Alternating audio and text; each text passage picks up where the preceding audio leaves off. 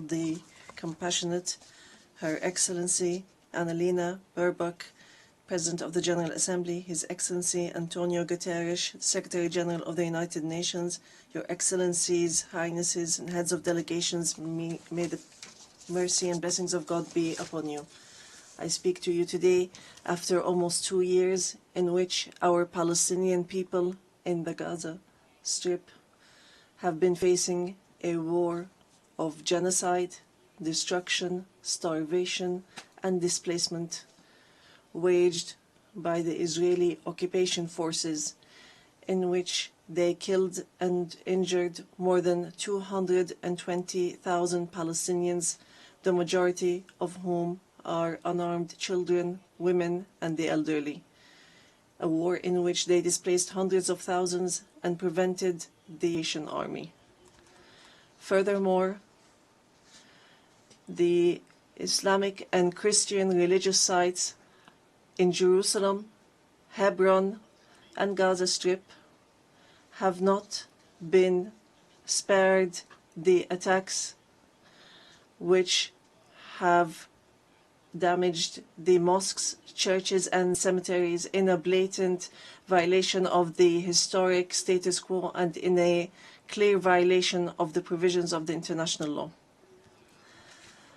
Despite all what our people have suffered, we reject what Hamas carried out on the 7th of October. These actions that targeted Israeli civilians and took them hostages, because these actions do not represent the Palestinian people, nor do they represent their just struggle for freedom and independence. We have affirmed, and we will continue to affirm, that the Gaza Strip is an integral part of the State of Palestine, and that we are ready to bear full responsibility for governance and security there. Hamas will not have a role to play in. Ladies and gentlemen, our wounds are deep and our calamity is great. 7 million Palestinians are still living the tragedies of the Nakba and displacement since 1948. Our people in the West Bank, including East Jerusalem, and in the Gaza Strip, are still living the tragedies of the Israeli aggression and occupation for decades.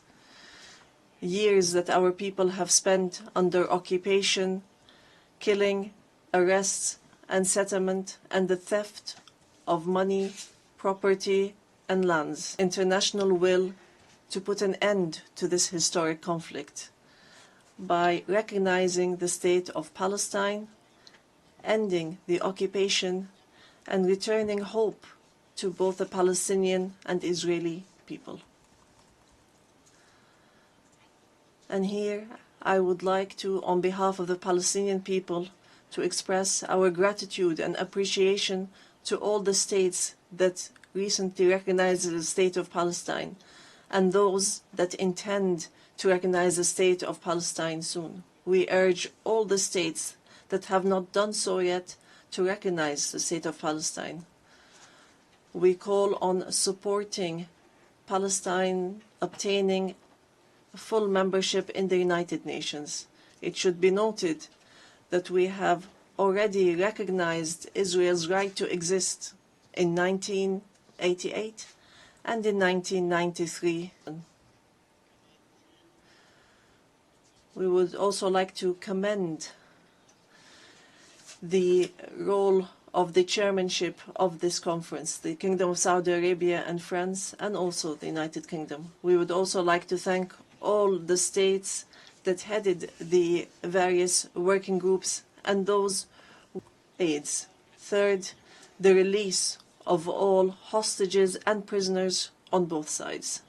Fourth, the complete withdrawal of the occupation from the Gaza Strip and the rejection of the plans for displacement and putting an end to settlement, the terrorism of settlers, and the theft of Palestinian lands and property under the headline of annexation, and stopping the aggression against the status quo in holy sites. These are all unilateral actions that undermine the two-state solution. In the name of God, most gracious, most merciful.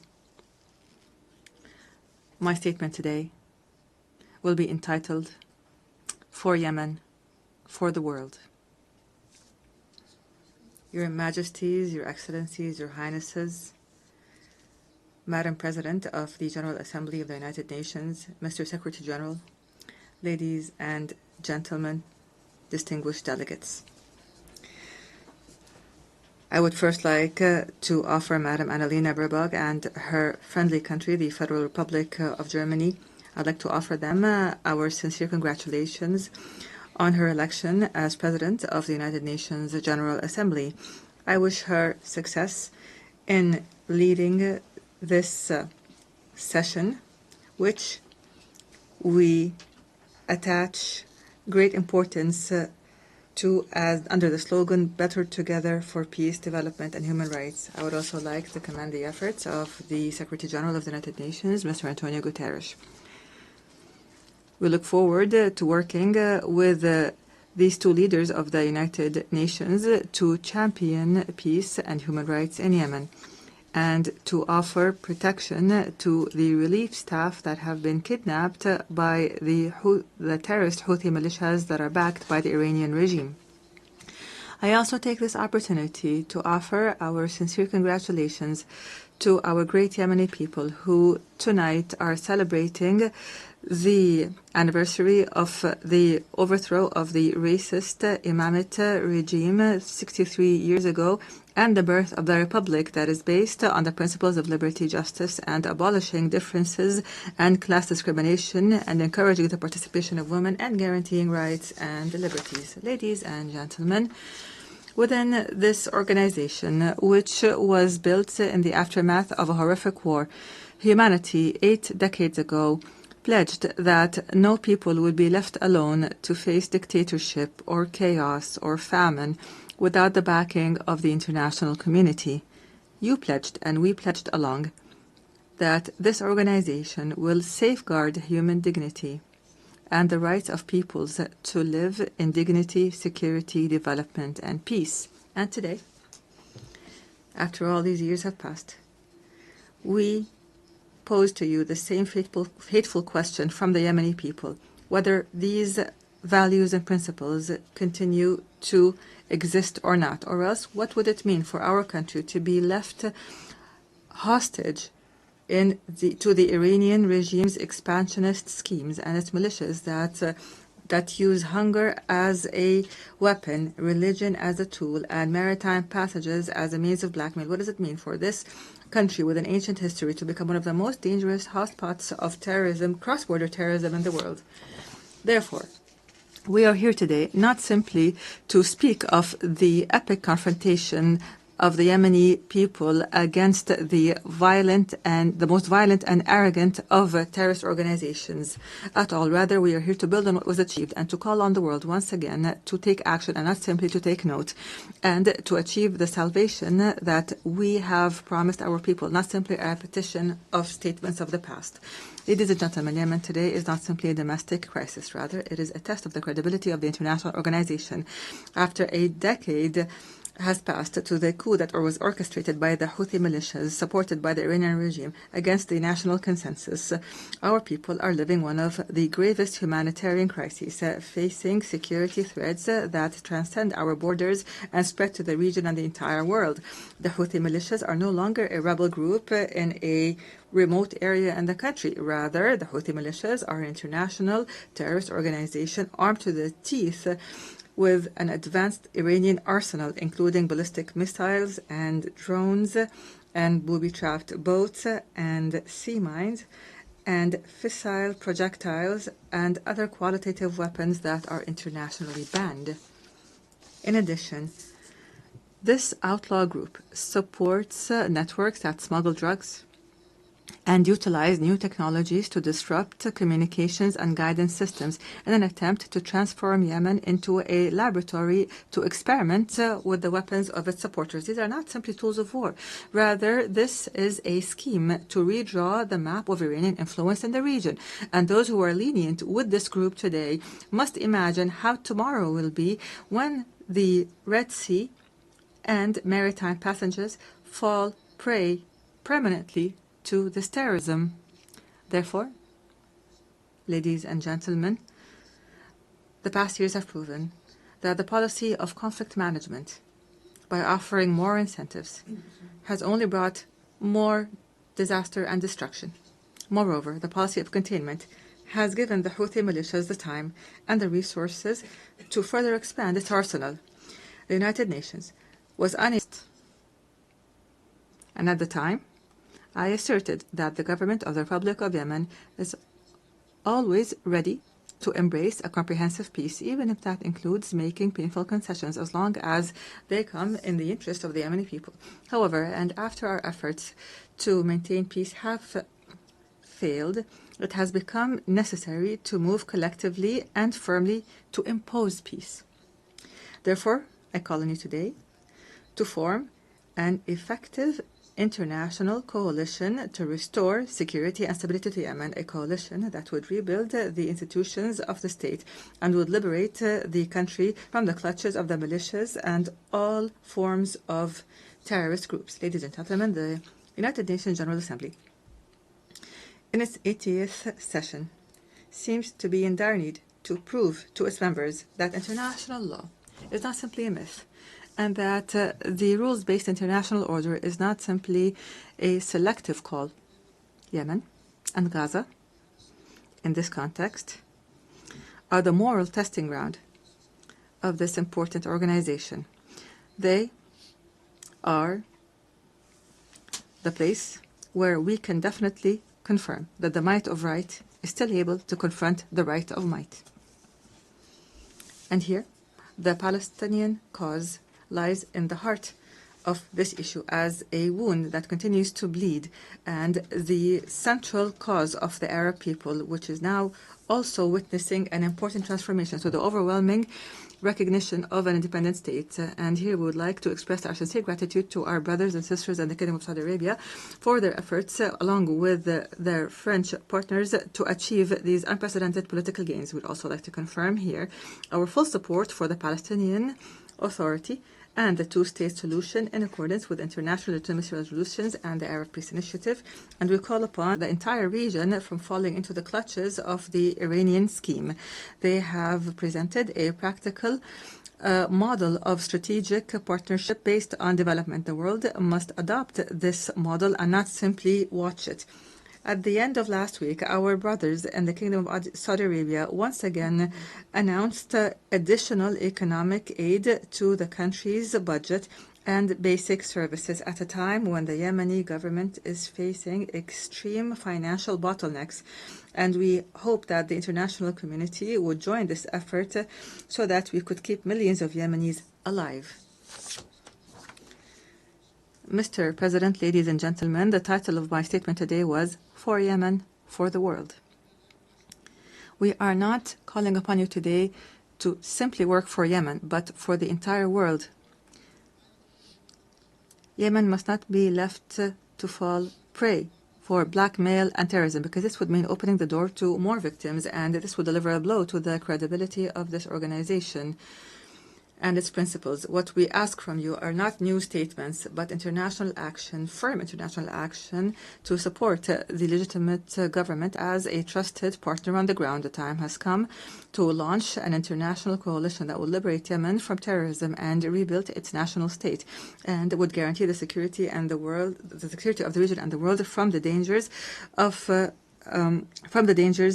cross-border terrorism. And this is what we call for, to regain sovereignty in our country and put an end to the chapter of militias once and for all.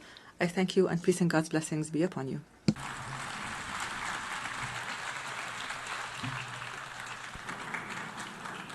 On behalf of the Assembly, I wish to thank the President of the Presidential Leadership Council of the Republic of Yemen.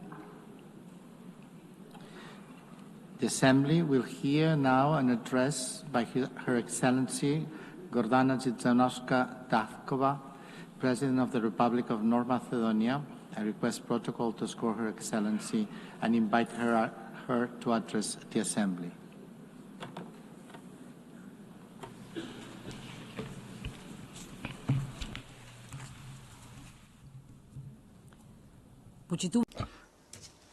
Honourable Member President of the United Nations General Assembly, Annalena Baerbock, distinguished Secretary General of the United Nations, Mr. Guterres, esteemed Excellencies, ladies and gentlemen. Being the foundation of international law and multilateralism, the United Nations have prevented another world war and numerous conflicts and have alleviated the consequences of many humanitarian crises. They have helped many nations embark on the path to sovereign equality, lifted millions of extreme poverty, and educated entire generations. They have inspired a global movement for rights and freedoms, for social justice and equality. They have raised awareness of environmental protection and mobilized humanity in the fight against climate change. For these and many other achievements, the United Nations, its agencies and leaders, have won no less than 12 Nobel Peace Prizes. Nevertheless, the United Nations today face a geopolitical and geoeconomic earthquake that is shaking the foundations of the post-World War II order. Today's crises stem from deep tectonic shifts, undermining the principles that shaped the world for the past 80 years. A new geopolitical era is emerging before our eyes. Instead of acting together on the urgent challenges such as peace and security, climate change and environmental destruction, artificial intelligence and growing inequalities, we seem to be heading towards a post-Hobbesian state of war of everyone against themselves.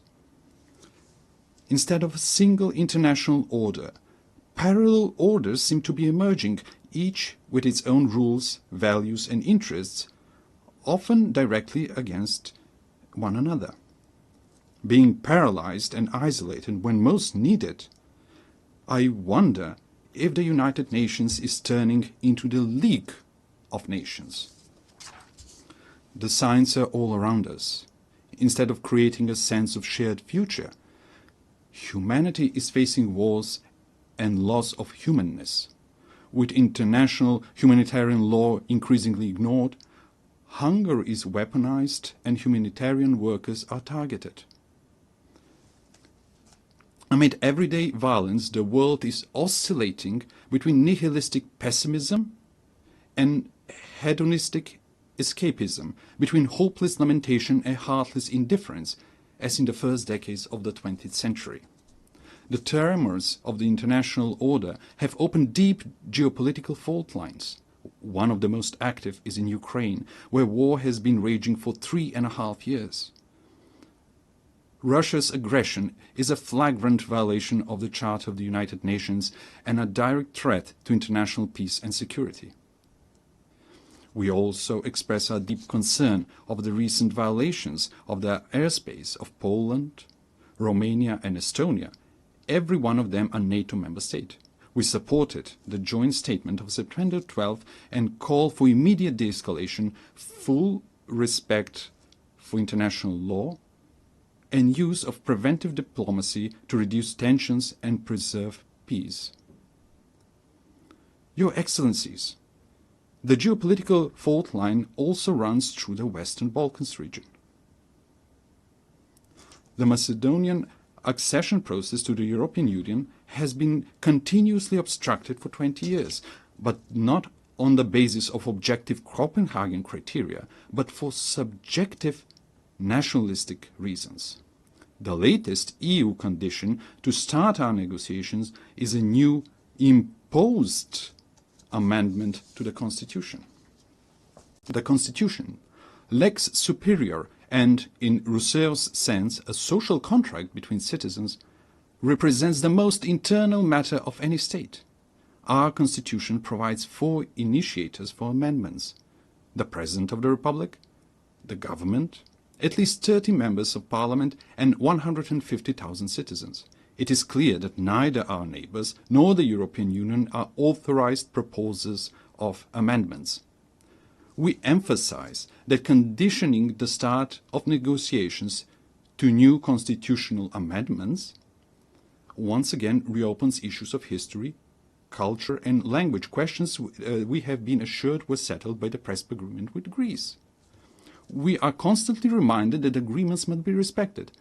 Pacta sunt servanda. I agree, we note that the Treaty of Friendship, Good Neighborliness and Cooperation with Bulgaria contains no provisions for constitutional amendments. Finally, through the constitutive acts, the EU defines itself as a unity of diversity and commits to respecting cultural and linguistic diversity, national and cultural identity, and dignity and integrity.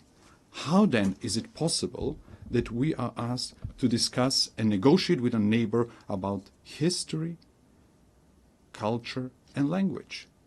Time and again, we stress that we perceive ourselves as Europeans and deeply believe in the European project that brought peace and economic prosperity after the Second World War. The European ideal remains our greatest inspiration and strategic aspiration.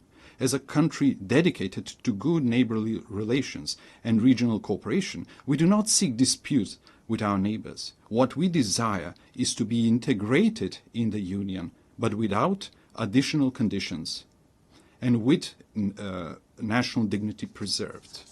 We warn that after the war in Ukraine, the blocked European integration of the Western Balkans is not only a political but also a security issue. With the political door closed for the Western Balkan countries and the door wide open for influences of third geopolitical centers of power, it is ironic that the Union calls for resilience towards them. Must we end up on the Security Council's agenda for the EU to unblock enlargement? If the European Union wants to be a geopolitical union, it must not leave the Western Balkans in a geopolitical vacuum. As the President of the European Commission has noted, the European Union must break the armor of consensus as soon as possible if it wants to complete the reunification of Europe and become a strong geopolitical factor again. Madam President, esteemed Excellencies, finally, I cannot but not address one of the most geopolitically volatile regions, the Middle East and Gaza. The Middle East has an ancient and rich tradition of inter-religious and inter-ethnic coexistence. History has shown that diversity, when respected, can be a source of cultural enrichment and long-term peace. But also history teaches that violence, regardless of its origin, deepens divisions, prolongs human suffering, and distances the parties from a just and comprehensive solution. We are convinced that sustainable peace in the Middle East can only be achieved through dialogue and diplomacy, in accord with international law. The inviolability of human life and dignity must be respected, even in times of war, in accord with international humanitarian law.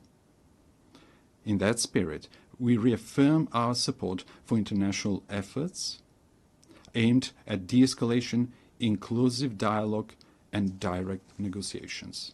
Esteemed Excellencies, these geopolitical fault lines and tensions point unequivocally to the following.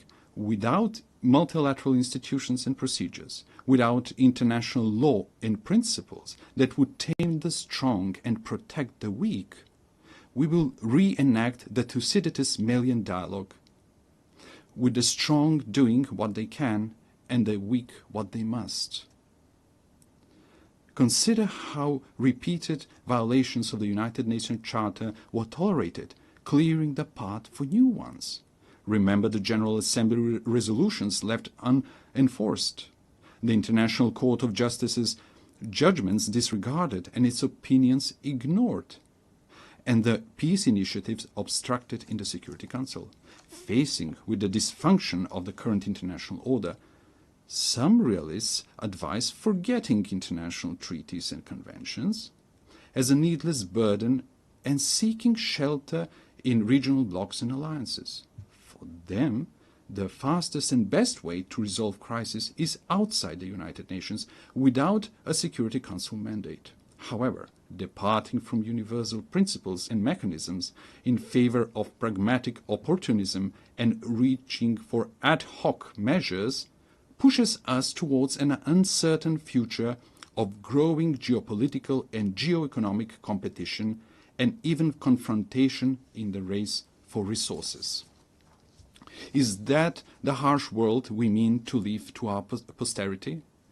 The alternative is to try to revitalize multilateralism and make its institutions more resilient to these systemic shocks. Respected Madam President, respected attendees, young generations have the right to a renewed charter, to a reformed and strong United Nations that will enable them to live in peace among nations and peace with nature. These reforms must not be cosmetic, but profound, to enable greater inclusiveness, harmonization between values and mechanisms, optimization of national and global interests, and functional institutions.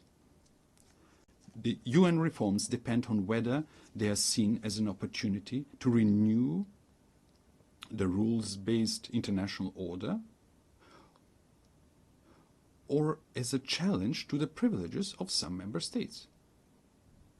Yet, what is the point of being a privileged member state of a dysfunctional, irrelevant, marginalized international organization? For effective United Nations, it is necessary for the Security Council to be reformed, to be more inclusive, accountable, and responsible for maintaining international peace and security. The General Assembly must evolve into a representative policy-making body rather than a debate club. The implementation of International Court of Justice judgments must become mandatory for all member states, ensuring the rule of international law. Reform is needed not only for old challenges, but also for new ones. Artificial intelligence brings enormous opportunities, but also incalculable risks for our civilization. It is not just a technological leap. Its impact may be greater than the industrial and digital revolutions. Aware of this, my country and I support the proposal to make artificial intelligence a priority of the 80th session. Next year, we will elect a new Secretary General of the United Nations. We need a person with leadership skills, with rich diplomatic experience, and ability to bring differences and build consensus, but also deeply humane and committed to the vulnerable. The next top diplomat of the world must possess knowledge, patience, and tact. After 8 years, it is high time for a woman to be a Secretary General of the United Nations. In a world dominated by strong men, often with weapons, we need strong women with wisdom and empathy. I believe that women who are, along with their children, are the greatest and most numerous victims of wars, have an inalienable right and obligation to prevent them. The anarchic international order is a threat to all, but especially to small states.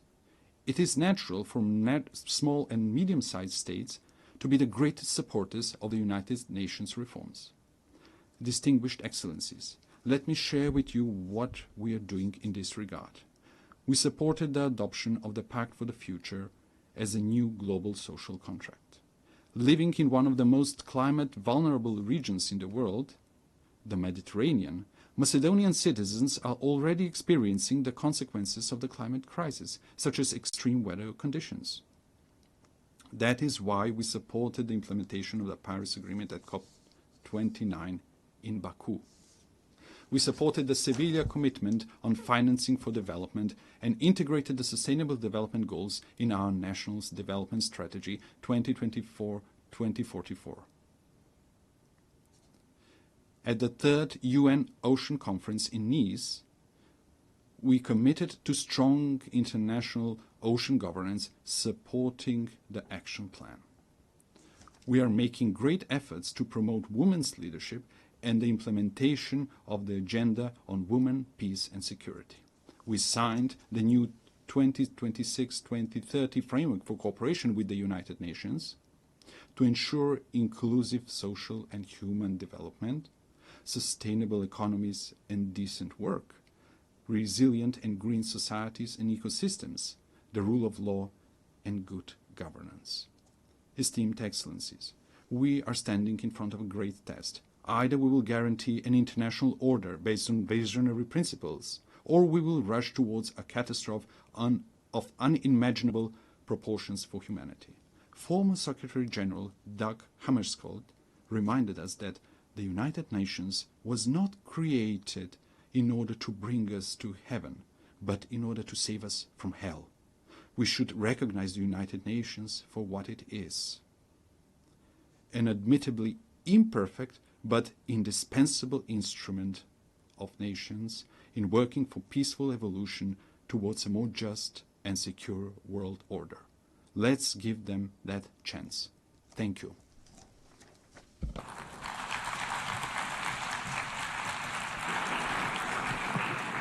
On behalf of the Assembly, I wish to thank the President of the Republic of Macedonia.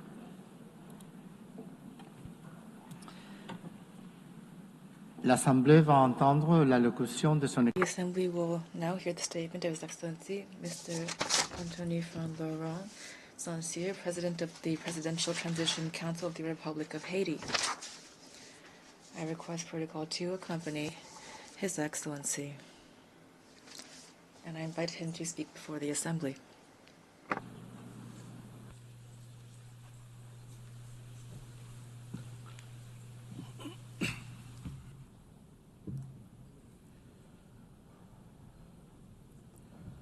Madame la Présidente de la... Madam President of the General Assembly, Secretary General, distinguished heads of state and government, distinguished heads of delegation, distinguished delegates, it's with a sense of gravity and a great deal of hope that I convey the voice of Haiti and the greetings of a dignified and resilient people which, despite hardships, is claiming for itself and for all of humanity three universal promises: development, respect for human dignity, and peace. Peace, which is now an absolute imperative for the Haitian people. On behalf of this people, Madam President, I would like to warmly congratulate you on your election as President of this Assembly. I also would like to thank Secretary General Antonio Guterres for his unwavering commitment to our organization and his constant and multifaceted support for the Republic of Haiti.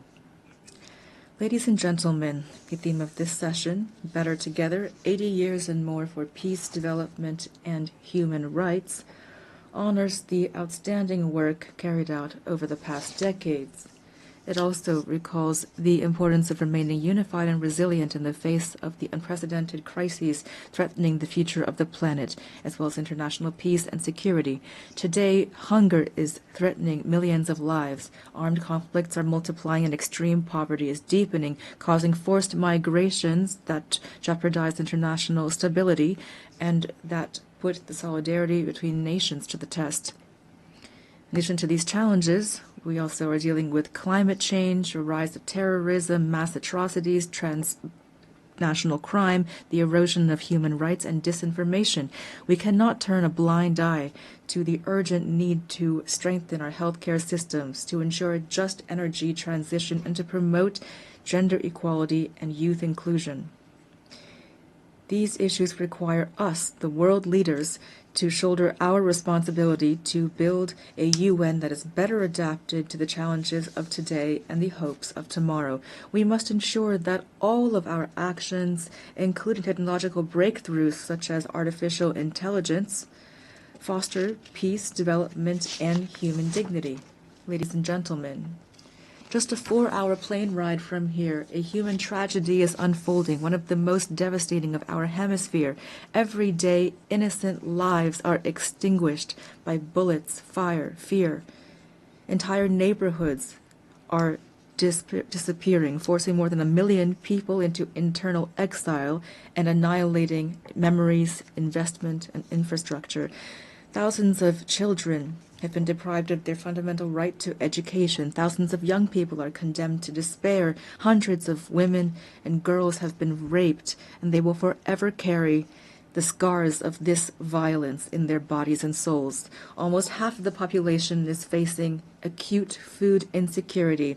The healthcare system is collapsing. Hospitals are being vandalized, burned, or forced to shut down. Doctors are fleeing.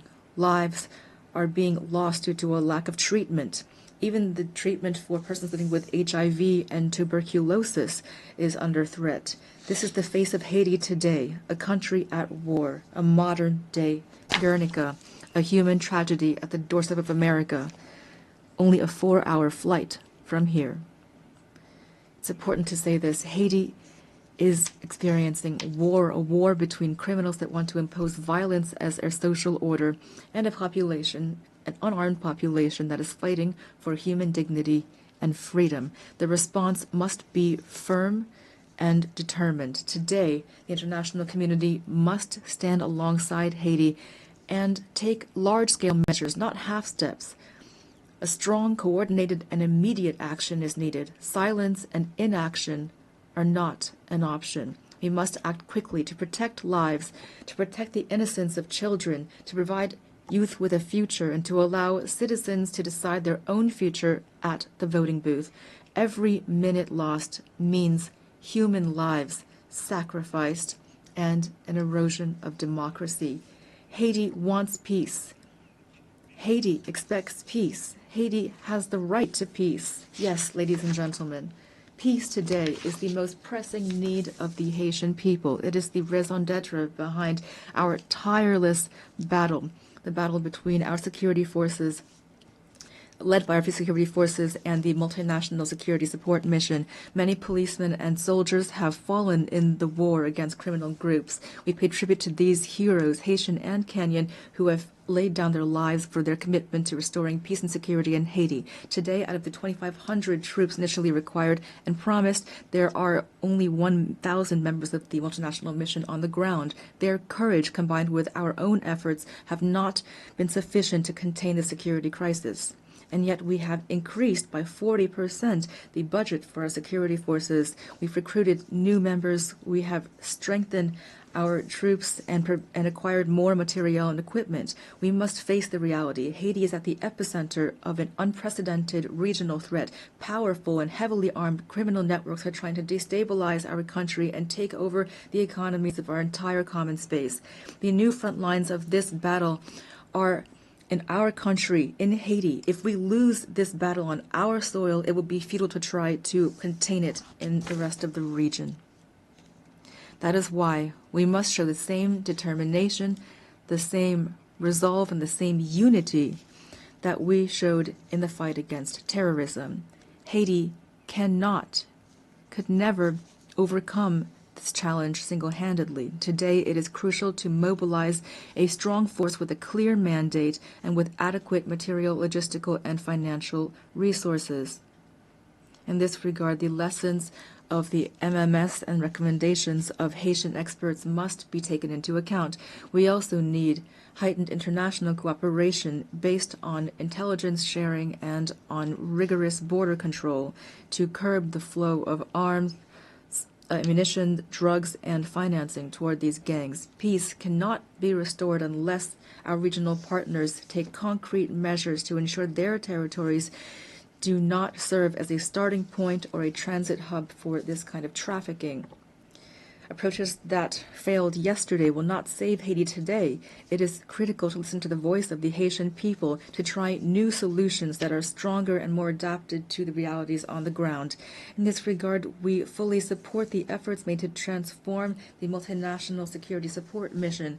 We also call for solidarity from the entire international community, especially for the commitment of members of the Security Council for a vote in favor of the resolution establishing a gang suppression force.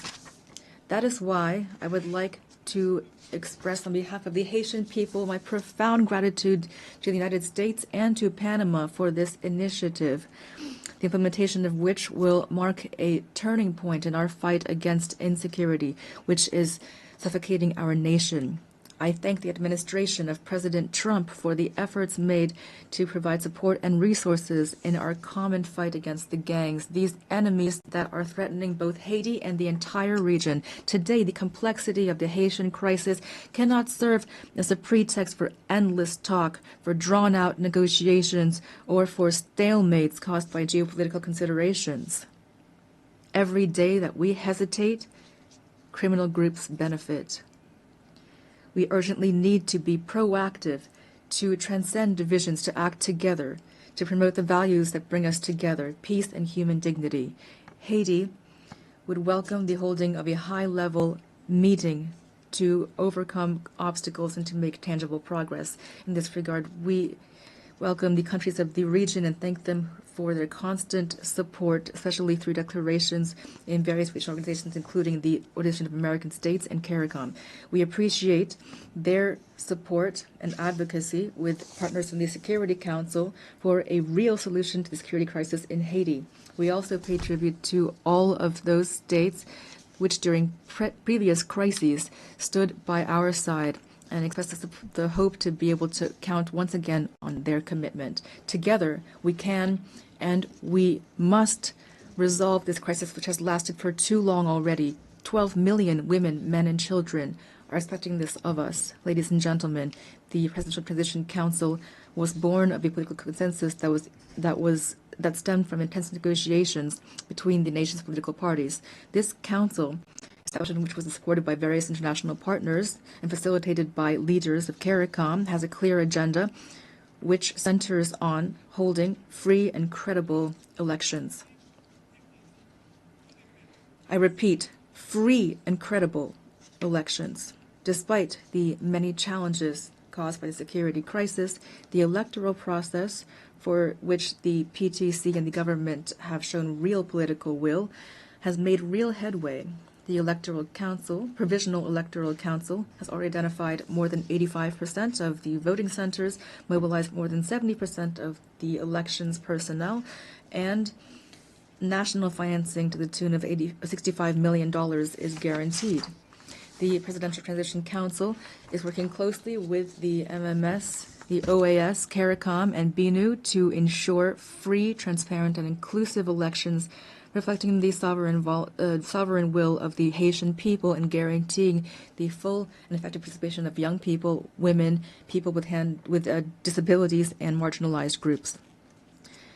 To ensure productive political cooperation, constant efforts are being made and will continue to expand dialogue with the various political parties to strengthen consensus and to prevent a power vacuum which would be fatal for democracy and stability. The Haitian people must be able to choose its own leaders. The state wants credible elections. Our greatest challenge remains restoring security. The urgent and solemn call that we have once again issued to resolve the security crisis in Haiti must not be left to languish on paper nor be lost amid rhetoric and unkept promises. In Haiti, peace can no longer wait. Ladies and gentlemen, the transitional period does not allow us to launch all of the major structural reforms the country needs, but the humanitarian crisis we are currently experiencing must be overcome. To this day, the Haitian state has provided 72% of emergency assistance for IDPs and is assisting families to relocate. We are profoundly grateful to our international partners that have assisted us in the humanitarian response, and we are keenly interested in the promising initiatives put forward by those which, like the Association of Caribbean States, have chosen to join our effort. But our strategy is not limited to immediate assistance. We must move from assistance to investment. To this end, the government is determined to develop two major economic hubs, the Great North and the Great South, based on strategic sectors such as agro-industry, textiles, renewable energy, tourism, and services. Haiti will continue to count on its key partners to weather this difficult period and to relaunch its economy.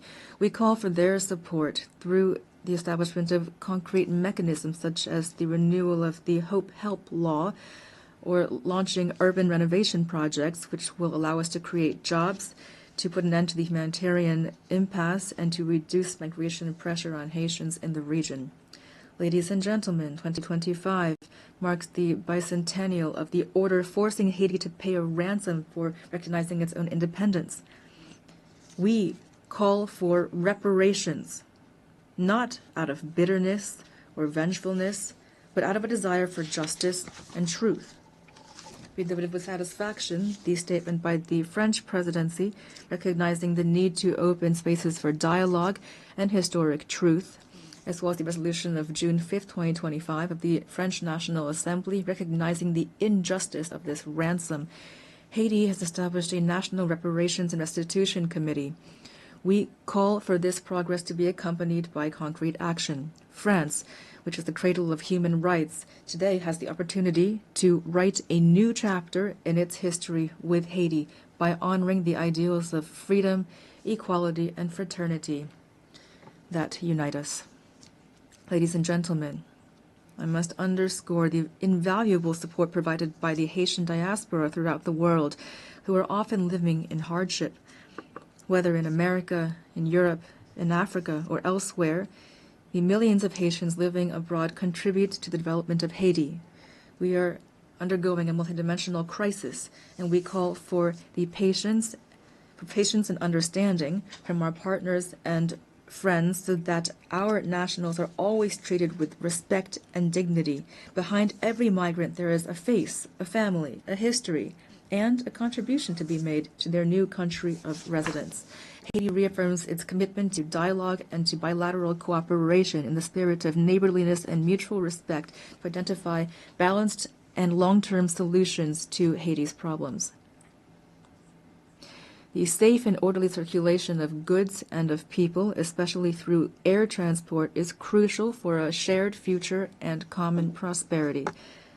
Ladies and gentlemen, the Haiti of tomorrow deserves peace and prosperity, a future based on an independent judiciary, universal education, affordable health care for all, and an economy that provides every citizen with the same chance at success. This future also requires bold reforms, independent justice, and an end to impunity. On April 16, 2025, we enacted a decree establishing two specialized judiciary bodies, one to litigate crimes and complex financial infractions, and another to prosecute mass atrocities and sexual violence. We're making progress toward making these bodies operational. We are prepared to continue down this path. This is not the time for Haiti fatigue. The international community does not have the right to turn away from Haiti's situation. In light of this crisis, silence would not be neutrality, it would be complicity. Ladies and gentlemen, allow me to pay tribute to the Haitian people. Representing them here is the greatest honor of my life.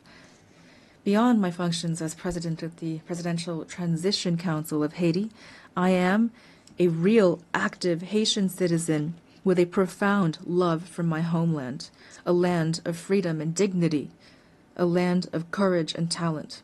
Haiti is not a nation that has given up. We are a great people, a people that stands together, men and women who have sacrificed for their homeland and for humanity. Haiti is not a playground for armed criminals, but rather it is a nation on its feet, comprised of dignified, resilient families who every day, despite terrible adversity, are fighting for a better future. I pay tribute to my fellow countrymen and women who are, without a doubt, among the most resilient people on earth. They deserve better. Giving them new hope is my only mission, and that is why now I call upon you to stand side by side with Haiti. We must build peace in Haiti, for the Caribbean, for the Americas, for all of humanity.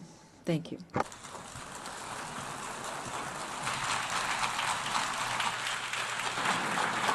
Au nom de l'Assemblée générale, On behalf of the General Assembly, I wish to thank the President of the Presidential Council of the Transition of the Republic of Haiti.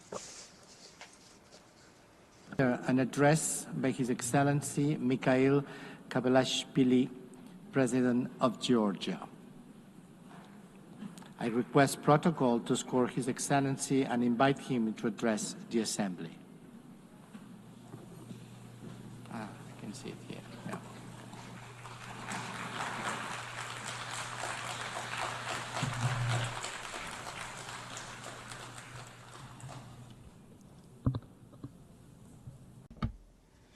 Madam President, Mr. Secretary General, distinguished colleagues, ladies and gentlemen, I represent a country with a 3,000-year history, the cradle of one of the world's most ancient civilizations and the brave Georgian people, filled with pride and dignity, a country that possesses a unique alphabet, an ancient language, and 17th century-long Christian traditions.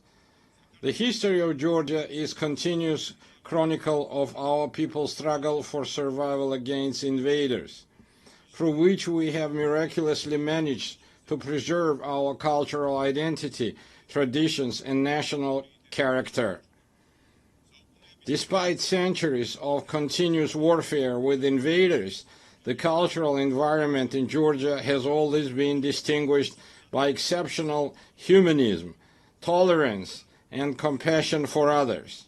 Tolerance, openness to others, harmonious coexistence, and diversity form the cornerstone of our ancient culture, which is brilliantly reflected in Georgian polyphony, in our national traditions, and in the world-renowned Georgian epic Shota Rustaveli's The Knight in the Panther's Skin. Georgia is a place where, throughout history, no human has ever been oppressed or persecuted on ethnic or religious grounds. Quite the opposite. We have always been known for our profound sense of justice. I represent the Georgian people, who know both the cost of war and the value of freedom and peace, a people who cherish their rich history and traditions, while at the same time facing with resolve the challenges that lie before our country. Amid a rapidly changing geopolitical landscape and unprecedented global challenges, such as ongoing conflicts, climate change, ideological polarization, cultural alienation, and war-driven humanitarian crisis, Georgia stands firmly as a guardian of dialogue, peace, stability, and sustainable development. Despite the many challenges surrounding us, we have managed to ensure the security of our people. The fundamental philosophy of the Georgian government remains to preserve peace, and no matter the cost, to spare our people from war. For the fourth year now, a horrific, bloody war has been raging in Ukraine, bringing catastrophic consequences and immense human suffering. Drawing on the bitter experience of the 2008 war, whose wounds have not yet healed for the Georgian people, we understand better than many the pain that Ukrainian nation endures today. Now as before, Georgia expresses its firm and unwavering support for Ukrainian people. As we deeply understand the importance of peace, Georgia contributes to the transformation of the South Caucasus and strives to turn it from a zone of conflicts into a space of dialogue among civilizations and economic prosperity. We welcome President Donald Trump's peace initiative between Armenia and Azerbaijan, as well as his efforts to bring the bloody war between Russia and Ukraine to an end soon.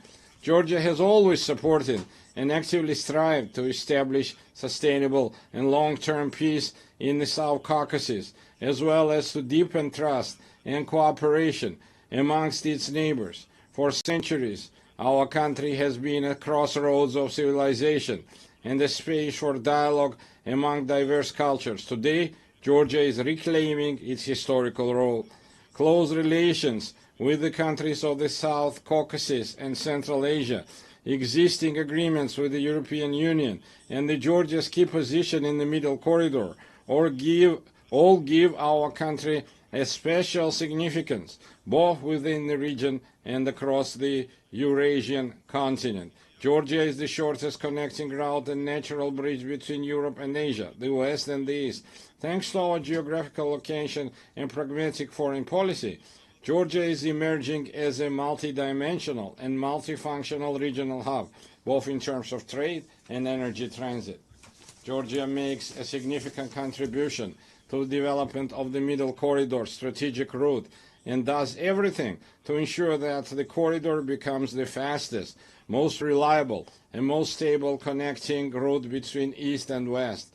We are actively working with international investors, developing infrastructure and facilitating the creation of new energy transit routes, all of which ultimately enhance the connectivity between Asian and European markets. Within the framework of the Middle Corridor and its development, Georgia has launched strategically significant projects aimed at increasing the volume and intensity of rail, sea, and air transportation. Among them, the railway modernization project has already been completed, while work is actively underway on the deep sea port in Anaklia, the new international airport in Tbilisi, and the Black Sea submarine cable projects. These projects, on one hand, provide landlocked countries in Central Asia and the South Caucasus with maritime connectivity to the rest of the world. On the other hand, the projects are implementing help diversity energy routes. We are implementing help diversity energy routes, thereby significantly enhancing the energy security of Europe and South Caucasus. To promote the development of the Middle Corridor and enhance connectivity between the two largest markets, Asia and Europe, Georgia has been hosting the Tbilisi Silk Road Forum for 8 years. It is an international platform for dialogue and new opportunities, attended up to 2,000 delegates from 60 countries. Our goal is to develop constructive relations based on mutual respect and shared benefits with major economies such as the United States, China, European Union, and others. We are open to any dialogue and cooperation, but at the same time, we demand respect and fair and dignified approach. What the Georgian people will never accept is being spoken to in the language of ultimatums, blackmail, or intimidation. Georgia is a faithful adherent to the fundamental principles of values of the United Nations and a dignified, responsible member of the international community, as evidenced by the considerable efforts by the current government of Georgia to improve the protection of human rights. It is precisely thanks to the pragmatic and rational policies of the government of Georgia that we have maintained peace and economic growth, significantly improving the quality of life of our citizens. Despite numerous challenges in recent years, Georgia has demonstrated remarkable resilience to external shocks. The positive trajectory of Georgia's development is reflected in and confirmed by the international rankings and indicators of the world's most reputable organizations. Despite 20% of Georgia's territory remaining under occupation, we continue to pursue development and progress with great energy and determination. We are entrusted with the mission that our children may live in a stronger, dignified Georgia and peaceful world. And now I want to address our Abkhaz and Ossetian brothers and sisters on the other side of the occupation line. For centuries, we have written Georgia's history together, a history filled with the heroism of our ancestors through our shared struggle for survival of our nation and the love for our motherland. We have never been a large empire imposing its rules on the others. We have always been a country proud of its diversity. Georgia is a place where civilizations have met, blended and balanced each other for centuries. Our culture is the very product of this complex and enduring synthesis. My Abkhaz and Ossetian brothers and sisters, our cultural code has not changed. For us, diversity is not a problem. It remains an essential formula for our existence, which is why we always meet our compatriots from the other side of the Caucasian line with open hearts and outstretched hands. It's our duty through joint efforts to overcome artificially created obstacles, rebuild broken bridges, and leave past grievances to history. As a people of exceptional patience and resilience, I believe that one day we will, together with our children, we will live with our children in a united, happy, and developed Georgia, where nothing will stand in the way of our harmonious coexistence. Herewith, I would like to express my gratitude to the international community for its unwavering support of Georgia's sovereignty and territorial integrity. Georgia, like the entire world, is going through a pivotal moment in modern history. We live in a transitional era where the future of the international order remains uncertain. The United Nations must ensure our planet's transition to a peaceful, stable, and fair, multipolar international order. Georgia is responsible, as a responsible member of the international community, is ready to support the United Nations in becoming the inevitable alternative to war and the principal guarantor of peace.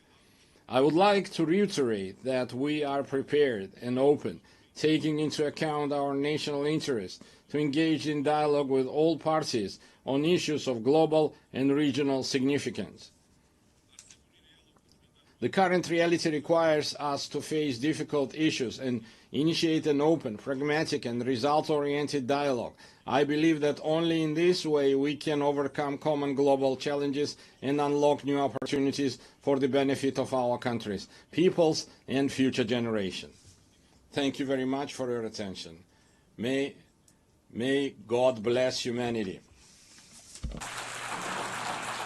On behalf of the Assembly, I wish to thank the President of Georgia. La Asamblea escuchará. The Assembly will now hear an address by His Excellency Luis Alberto Arce Catacora, Constitutional President of the Plurinational State of Bolivia. I request protocol to escort His Excellency and invite him to address the Assembly.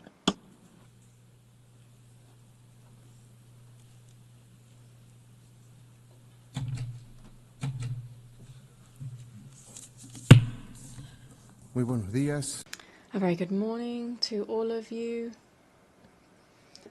Allow me to express brotherly greetings to the President of the General Assembly of the United Nations, Annalena Baerbock, and through her to the entire Assembly. The 80th session isn't just any other date.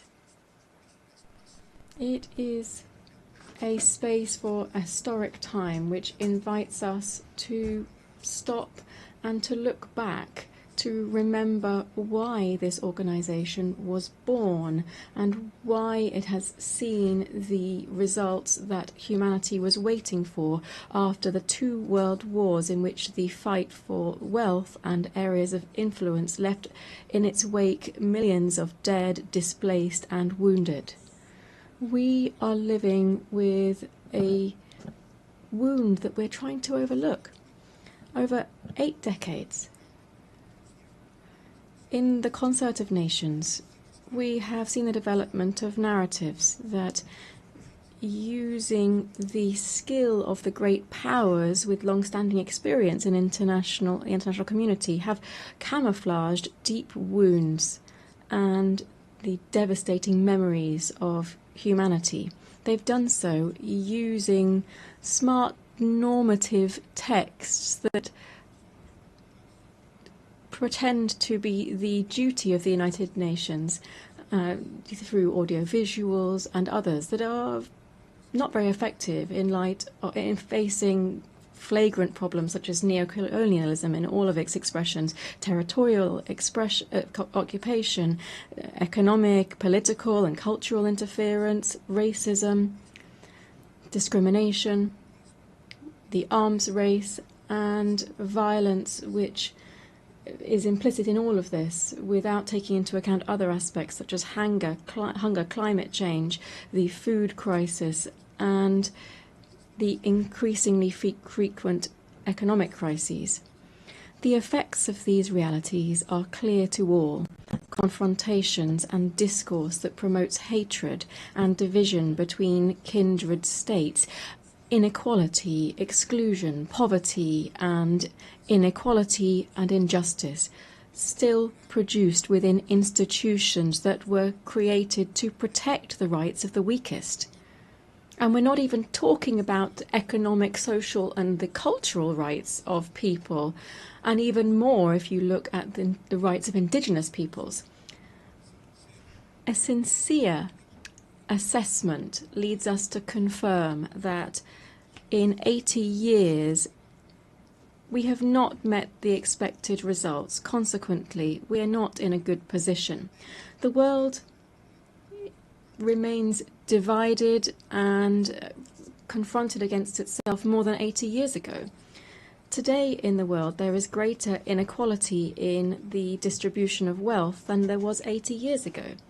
The poverty figures, inequality and injustice, rather than being curbed, is on the increase. The risk that any remaining peace should disappear and the Third World War would overtake the entire planet is very close if we don't react in time. The danger here is that the unstoppable force of capitalism with the misuse of artificial intelligence would increase the climate change, would liquidate the planet, and would convert the immense majority of the population into unnecessary beings is also something that we can't completely rule out. We're not in a good place. The UN was established on the basis of the foundations of the skeletons of the Holocaust and the not only physical but also moral ruins left by the fascist racism and also increasing neocolonialism with the use of 2 atomic bombs.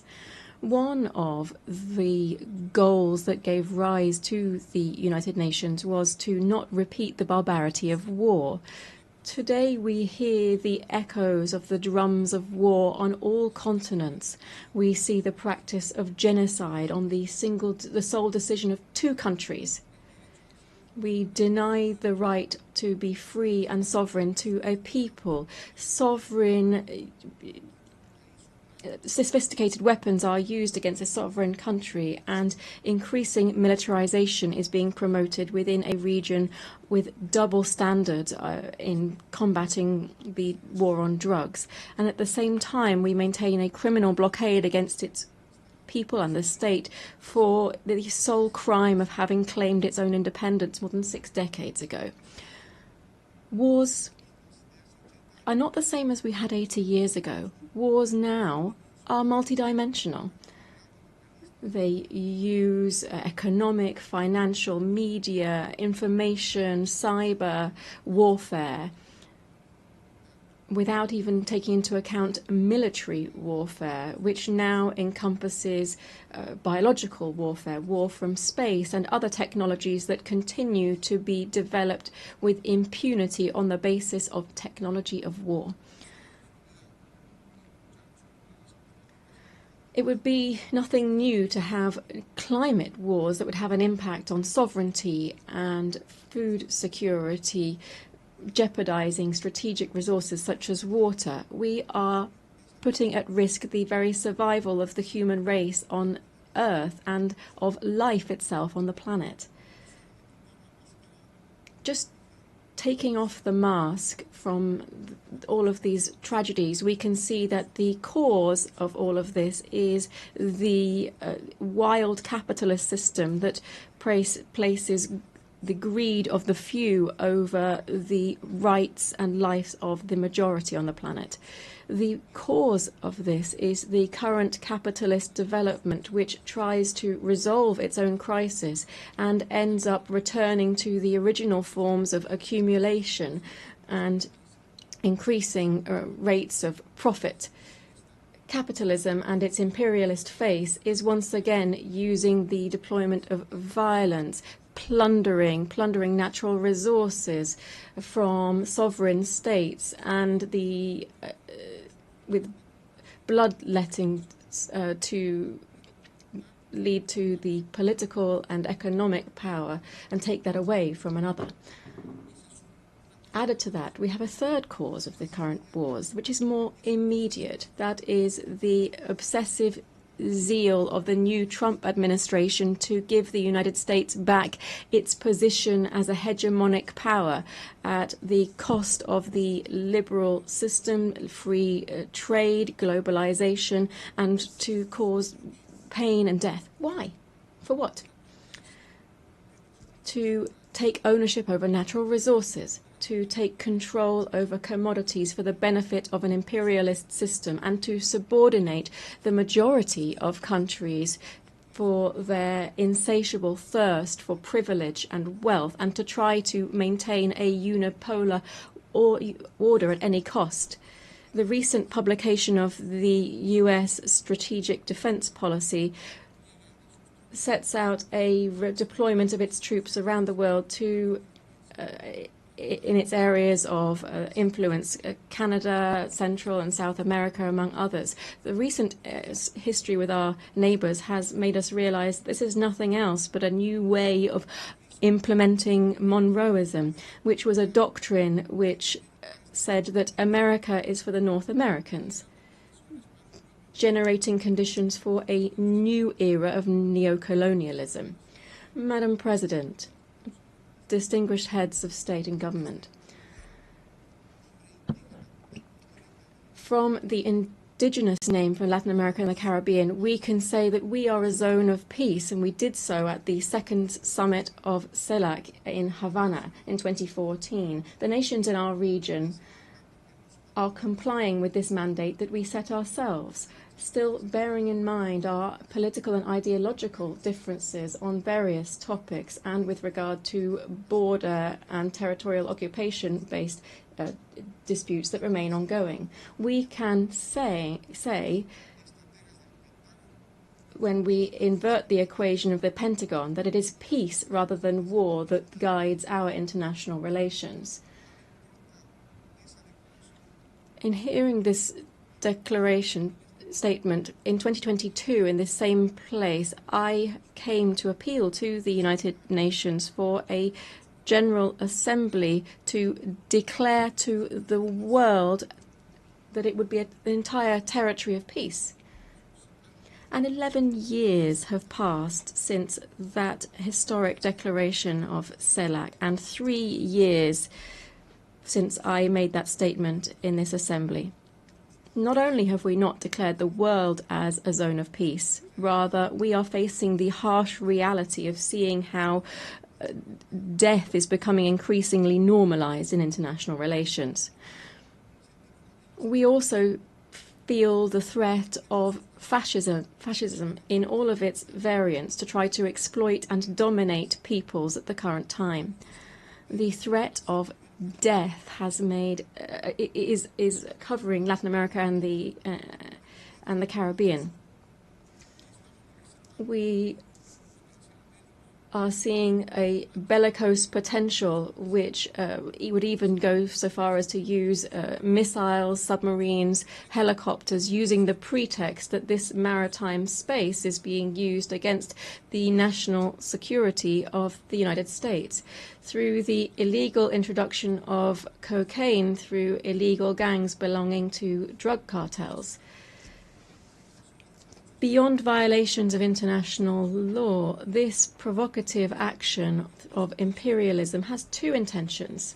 First,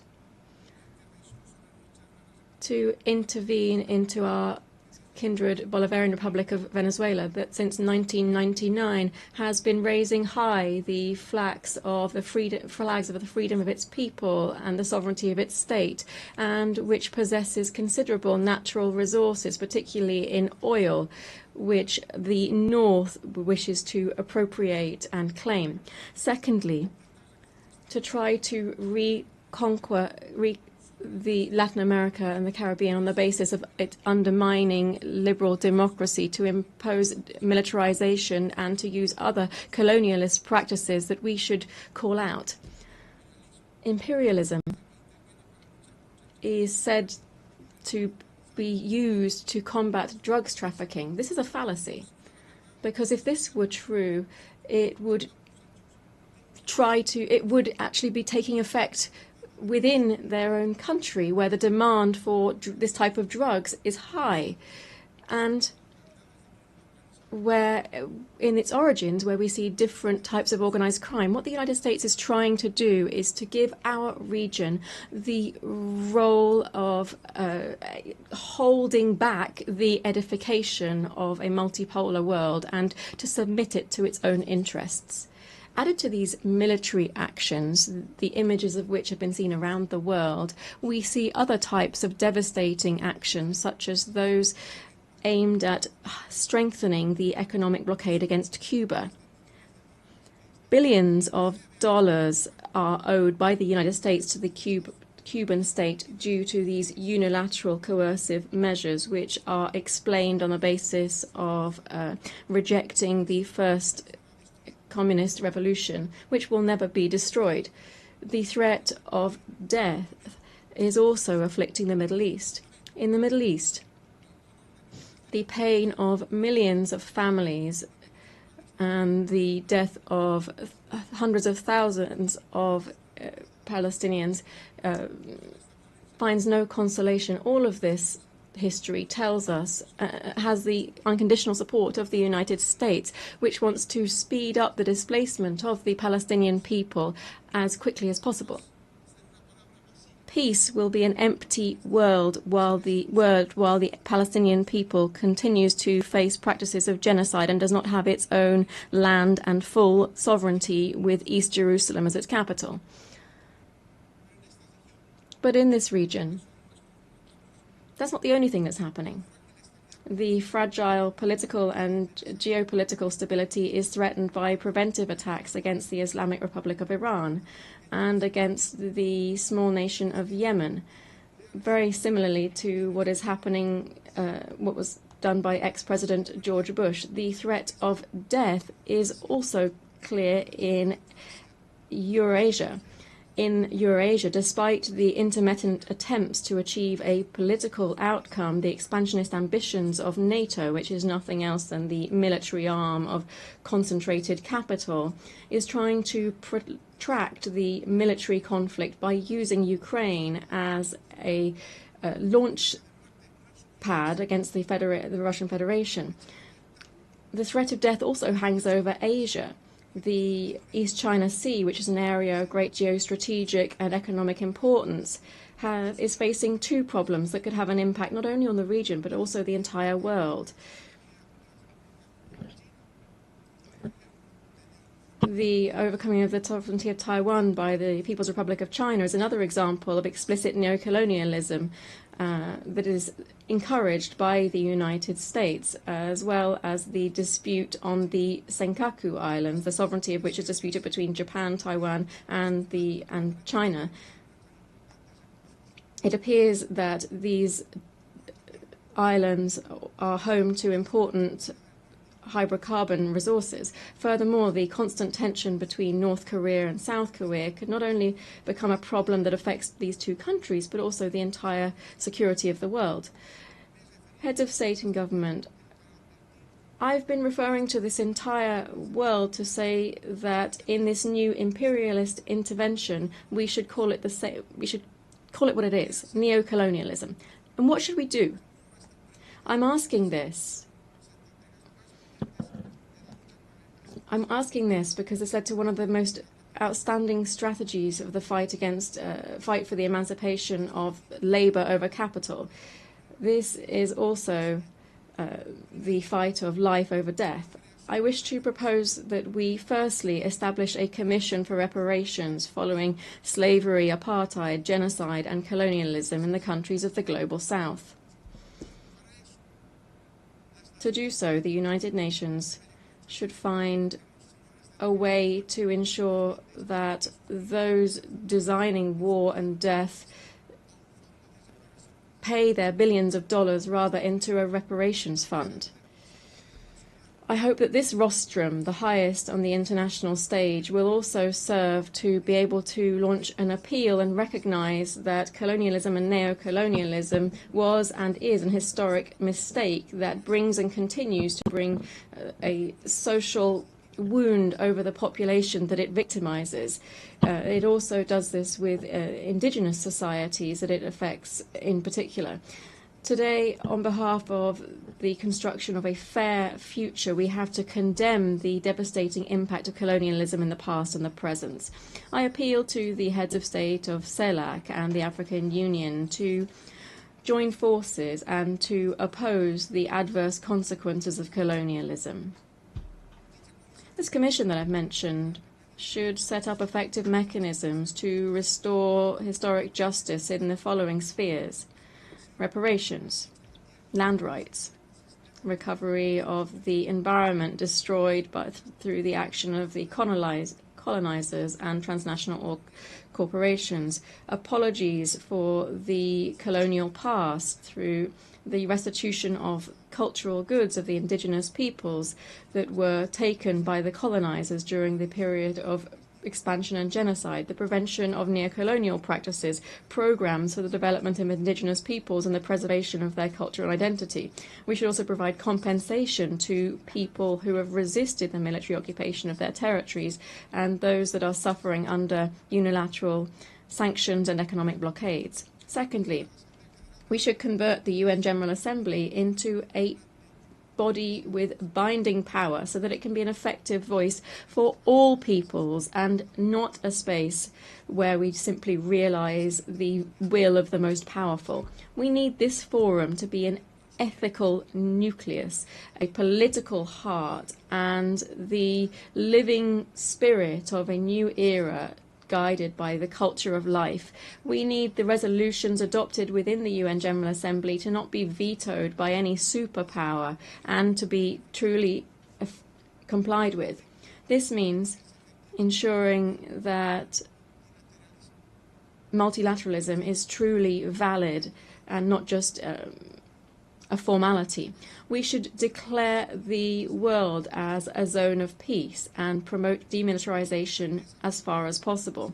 The immense majority of the population in the world refuses to accept that the revitalization or overcoming the cyclical crises of capital should be done on the basis of investment in billions of dollars to manufacture all types of conventional and unconventional weapons. Just 1/3 of military expenditure would give us better and greater education, health and housing guaranteed for everyone. The UN has to become a pact for peace and for life as the shared destiny of everyone who believes in living together. 4, we need to undertake a profound reform of the Security Council that would prevent one of two countries holding up global stability. We need to ensure this reform and ensure the reform that the countries of the Global South have been insisting on for several years. Democratizing the Security Council would be giving effect to the principle of the legal equality of states and democratizing the future. It would be to ensure that the voices of Africa, Latin America and the Caribbean, Asia and the historically marginalized peoples would also count. 5, we should move towards the Universal Declaration of the Rights of Mother Earth. Bolivia, together with the Amazonian peoples, speaks up to recall the urgent need for international cooperation to strengthen the conservation of the Amazon. We should do so through strengthening the sovereignty of Amazonian countries over this strategic biome for the world. Defending the Amazon means defending life. 6. We must reject all forms of commercial war and work to reduce economic and social divides between the countries of central capitalism and the countries on the periphery. Trade wars not only affect companies, but also the immense world of work. It also lessens to alarming levels the possibility for lower classes to access acceptable food. The hegemonic and capitalist interests don't have any right to overtake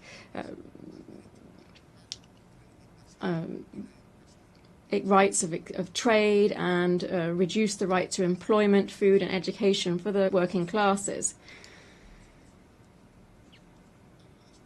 Dear guests here at the 80th session of the UN General Assembly, I'm very grateful that on this occasion of the 80th anniversary of the establishment of the United Nations, having listened to the analysis and the outlook of the plurinational state of Bolivia over critical problems facing us today, and as we look ahead to working together for peace, development and collective human rights, the Bolivian people, to whom we have guaranteed a democratic transit that we have not seen in 28 years in our country, is looking forward to seeing the changes that we must see within the United Nations in order to guarantee global peace. Thank you very much.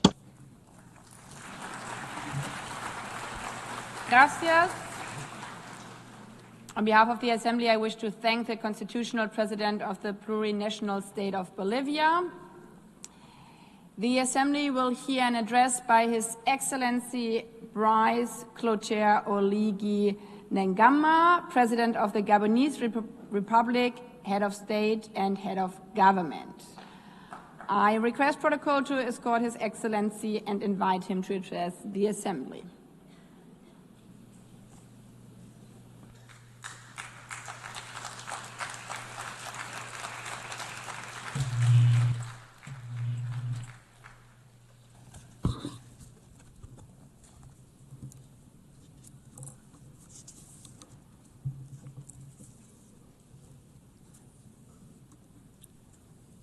Madame la Présidente. Madam President of the General Assembly, distinguished heads of state and government, distinguished Secretary General of the United Nations, distinguished delegates, ladies and gentlemen, at the outset, I would like to most warmly and sincerely congratulate Her Excellency Annalena Baerbock on her election as President of this 80th session of the General Assembly of the United Nations. Madam President, your experience, I am sure, will allow you to effectively carry out the missions of your august post. Rest assured of the full cooperation of my country. To His Excellency Philemon Yang, your predecessor, I pay tribute to the outstanding work carried out during his term. And lastly, I would like to once again commend His Excellency Antonio Guterres, Secretary General of our organization, for all of the efforts that he has constantly made since he took up his office. Gabon, my country, is keenly interested in the UN 80 initiative, which aims at ensuring operational efficiency in the face of global challenges, as well as to optimize mandates within the UN system. Madam President, 1 year ago, before this prestigious assembly, as the President of the Transition of the Republic of Gabon, I presented the political process begun in my country after the liberation coup which took place on August 30th, 2023. After the presidential election of April 12th, 2025, for which the process and outcomes were unanimously endorsed by the international community, this transition culminated with my inauguration on May 3rd, 2025, as the first elected president of the Gabonese Republic, thus establishing the foundations of democratic order. As you know, Gabon has undergone a peaceful and exemplary transition that included all of the political parties in our nation. This smooth transition led to an inclusive national dialogue and a constitutional referendum in accordance with the agreed-upon timelines, and it will continue through the holding of legislative, local, and senatorial elections that are free and transparent. To this end, the first and second round of combined legislative and local elections will take place on September 27th and October 11th, 2025. With regard to the election of senators, this will take place on November 8th, and the second round is scheduled for November 29th, 2025, with a view toward a definitive restoration of constitutional order by January 2026. We believe that this peaceful and historic process can serve as a lesson and a model in many other spheres. The people of Gabon have drawn this success from its history, its culture of peace, and its shared vision of the future. Here I would like to express on behalf of the Gabonese people and on my own behalf our sincere gratitude to the United Nations for its multifaceted assistance. I know that I can count on the support of the UN as we implement our National Growth and Development Plan. This plan focuses on bolstering our energy capacity, on strengthening infrastructure, developing digital sector, and on enhancing youth employment. Ladies and gentlemen, Gabon is standing before you again with a clear message. Our country has changed. After decades of tensions and political and economic missteps, the Gabonese people has chosen the path of reconciliation and renewal, thus becoming the symbol of and testament to the transformation of hardship into hope, of dependency into dignity, of division into unity, and all without bloodshed. Today, Gabon is no longer a country in limbo. It has returned to stand alongside other states, upright, dignified, and ready to take up its rightful place in the community of nations. The new Gabon, the exemplary Gabon that my compatriots are calling for, also means that the state in Gabon must serve its people from now on. But our national rebirth would be futile without a change in the international order. It is no longer acceptable for African nations to remain relegated to the role of providers of raw materials for which others set the price and from which others profit.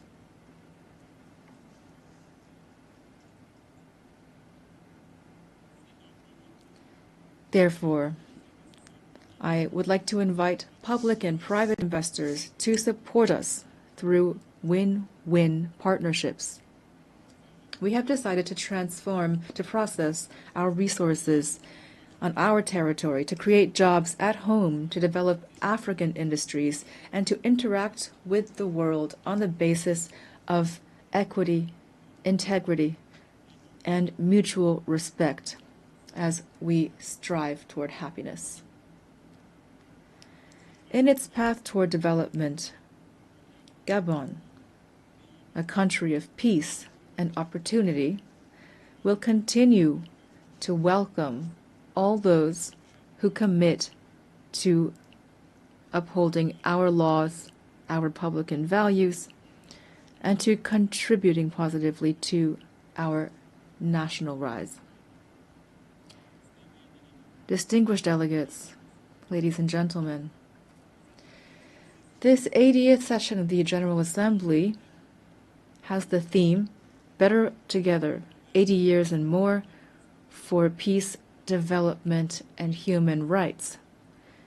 It takes place in an international context characterized by economic, environmental, and security crises that call for more sustained and more staunch collective engagement. This is an urgent call to tackle these concerns in accordance with the spirit and the values of the UN Charter. Ladies and gentlemen, today the world has a radically different face. Humanity has never had so much technological prowess to ensure its well-being, and yet international peace and security have never seemed so fragile and so under threat. It is high time that peace reign on earth, and especially in Africa, which has so long suffered under conflicts that have been stoked and financed from outside the continent.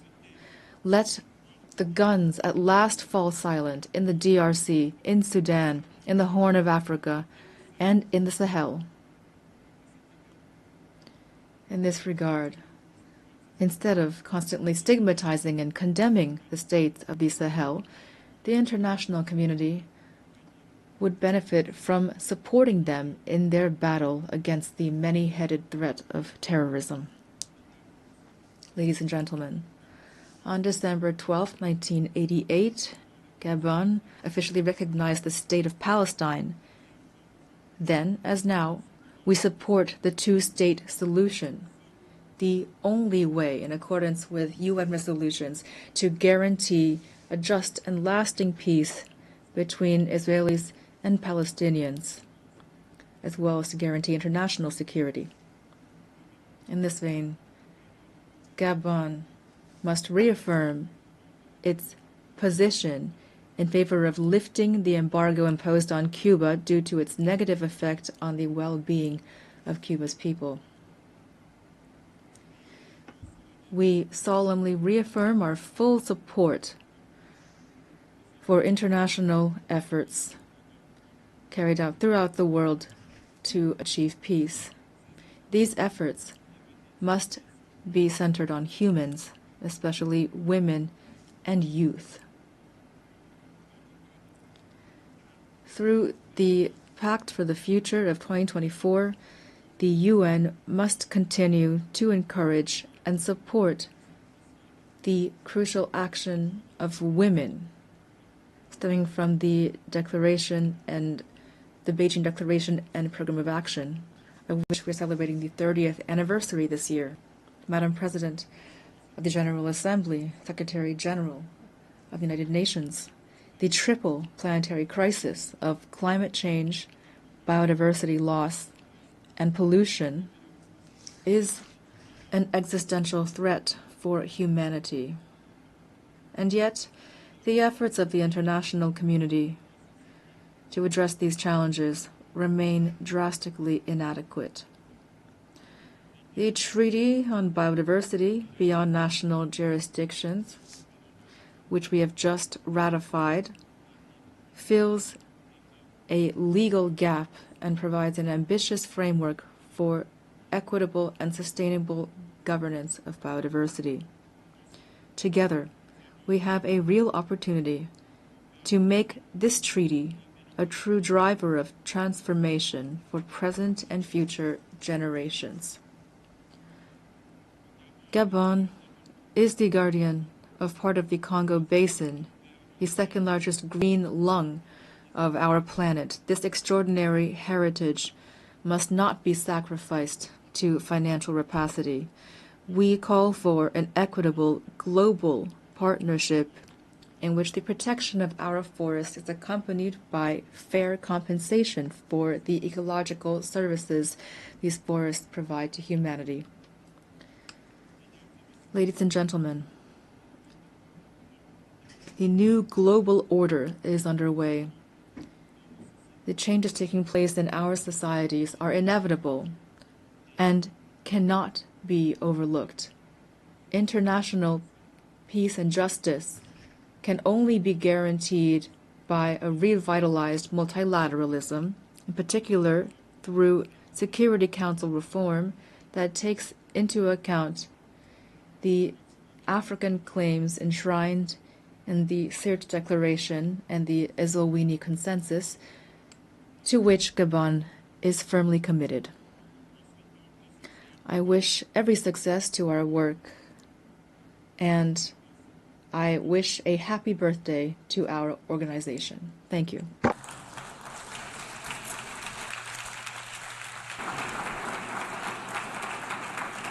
I thank you and happy birthday to all of us. On behalf of the Assembly, I wish to thank the President of the Gabonese Republic, Head of State and Head of Government. The Assembly will hear an address by His Excellency John Dramani Mahama, President of the Republic of Ghana. I request protocol to escort His Excellency and invite him to address the Assembly.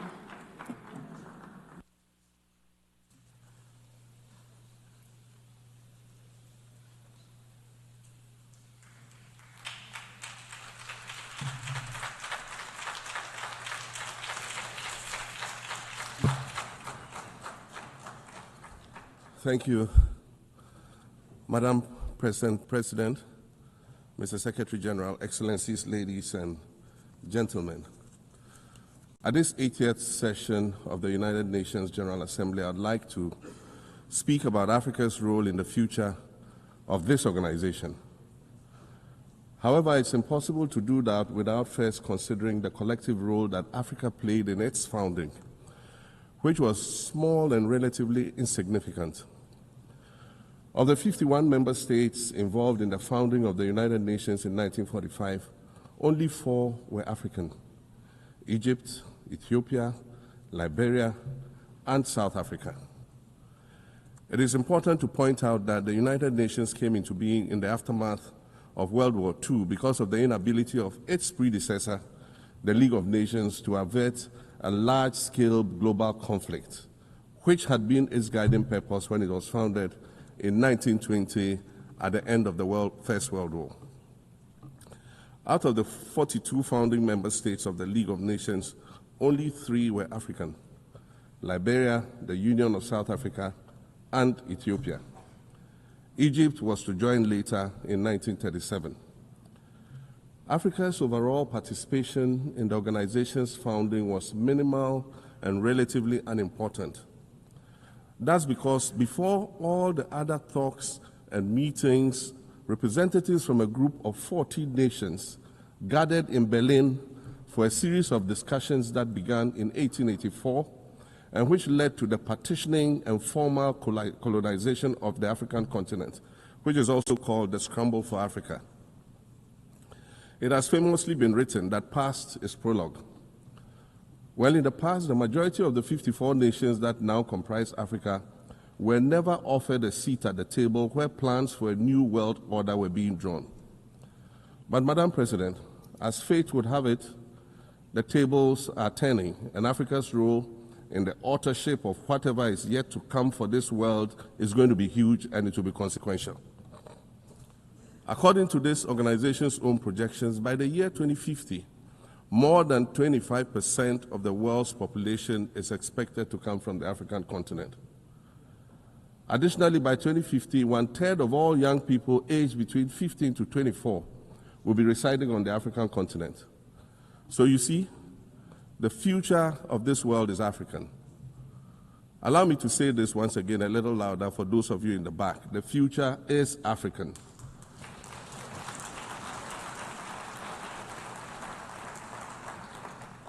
Already today, Africa is a catalyst for human potential and development, as well as for economic reform and ecological stability.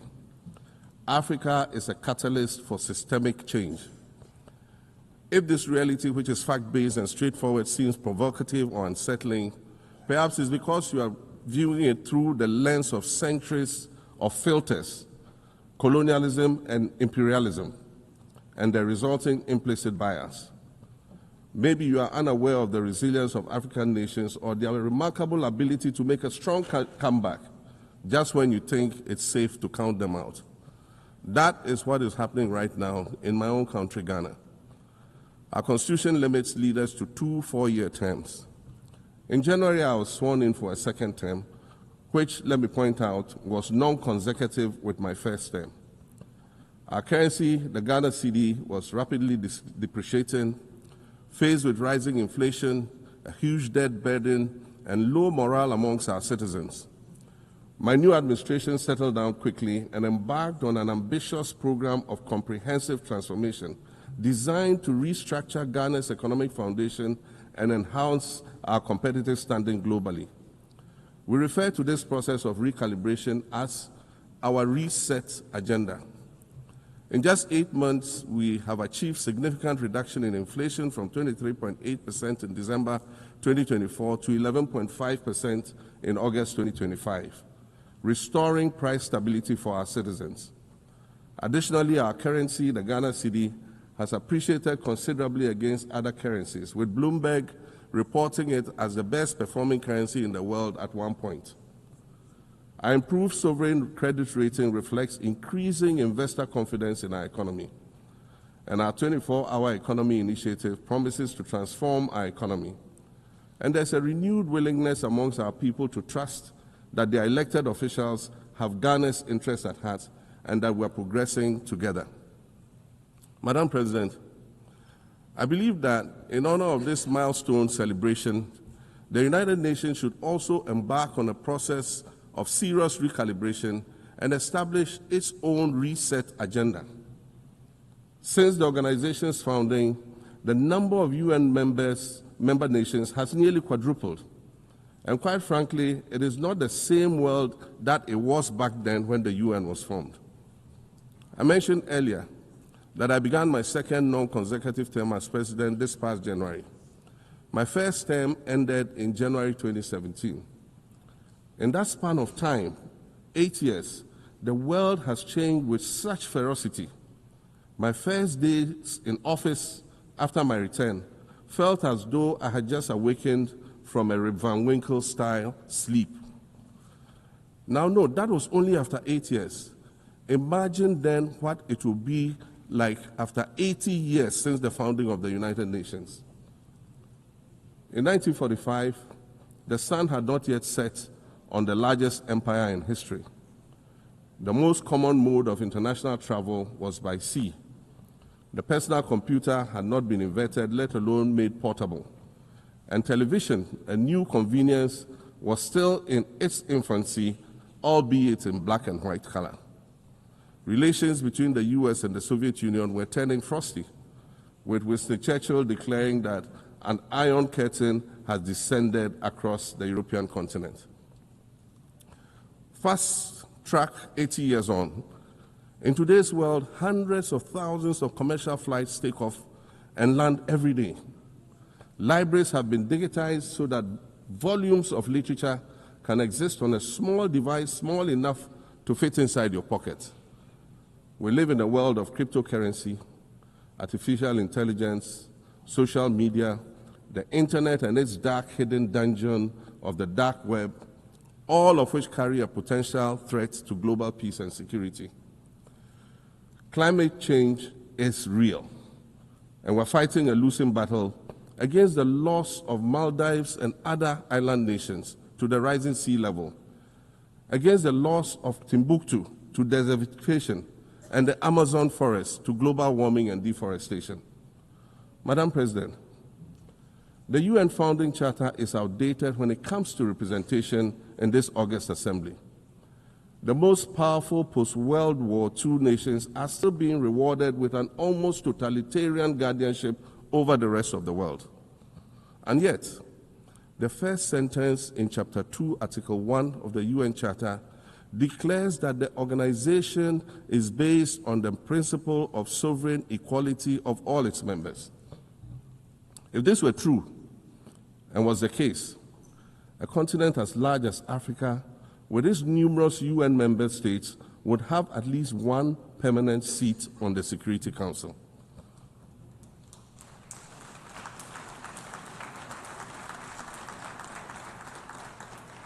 Furthermore, we believe that veto power should not be restricted to only 5 nations, nor should it be absolute. There must be a mechanism in this House for the General Assembly to challenge a veto. No single nation should be able to exercise an absolute veto to serve its own interests in a dispute. In 1995, during the 50th anniversary of the United Nations, Nelson Mandela stood in this very spot, and he said, "The United Nations has to reassess its role, redefine its profile, and reshape its structures. It should truly reflect the diversity of our universe and ensure equity among the nations in the exercise of power within the system of international relations in general and the Security Council in particular." I close quotations. 30 years later, we African leaders are still making the same simple request for a permanent seat on the Security Council with the power of a veto. So today, Madam President, I stand here in this exact spot and ask the world, if not now, then when? We demand not only a reform of the Security Council, but also a reset of the global financial architecture, which is currently rigged against Africa. Africa must have a greater say in the world's multilateral financial institutions. And while I'm making requests, I'd like to call for the removal of the blockade on Cuba. As Dr. Kwame Nkrumah, our nation's founder, famously said, "We seek to be friends with all and enemies to none." The Cuban people shed their blood on African soil in the fight against apartheid. And indeed, Cuba has been and continues to be a faithful friend of Africa.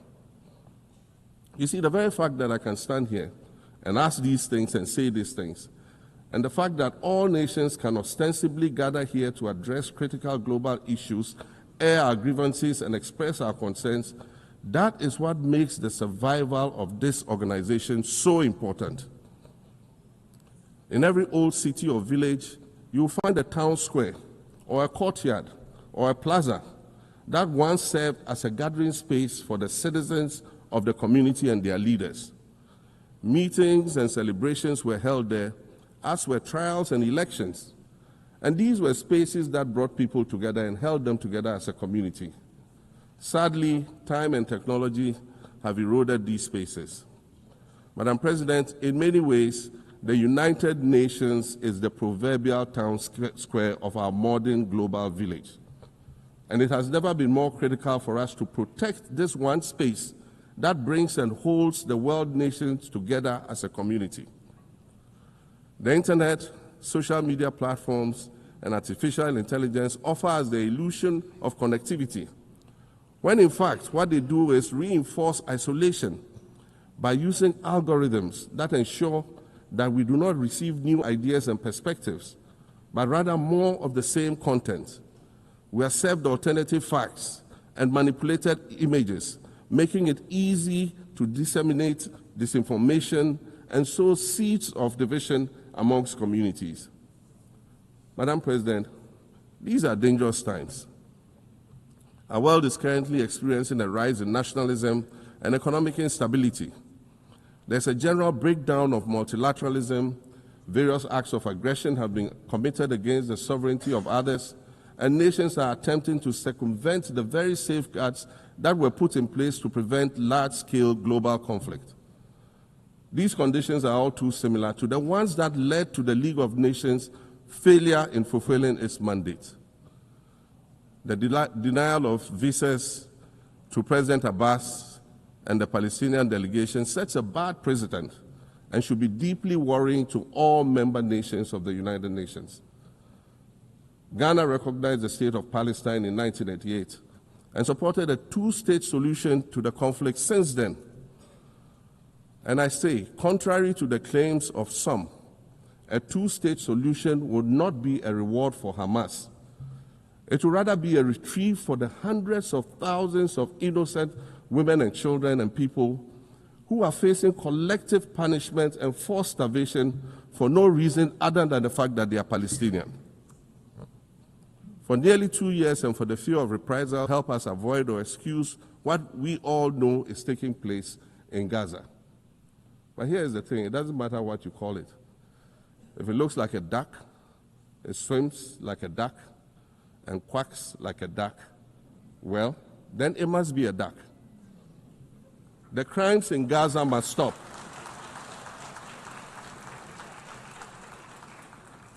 The crimes in Gaza must stop. Madam President, I also want to draw particular attention to the conflict in Sudan, which this body has described as the world's largest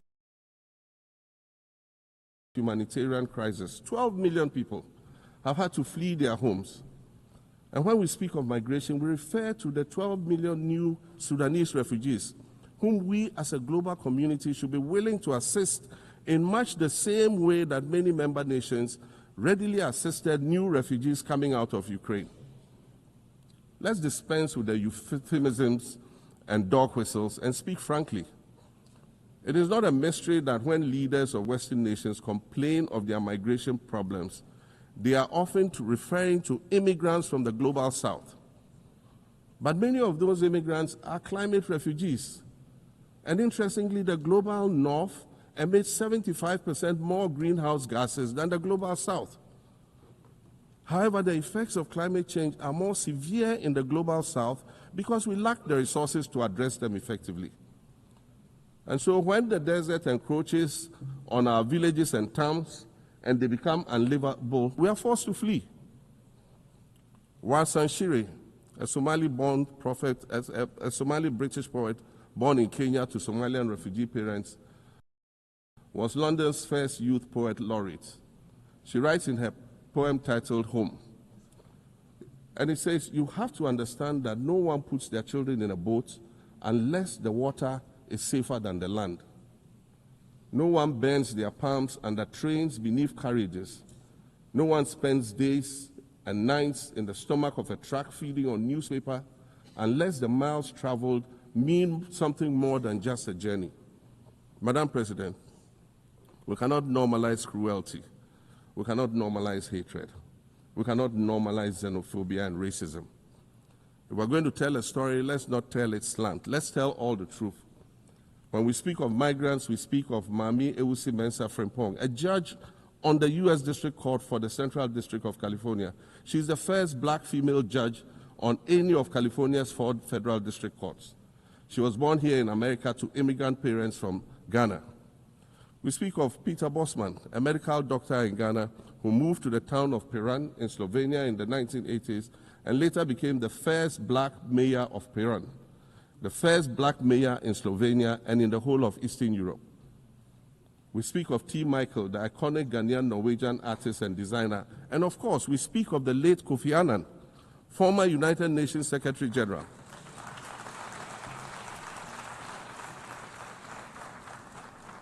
Former United Nations Secretary General and Nobel Peace Prize recipient, who was born in Ghana but spent his adulthood in various places in America and Europe.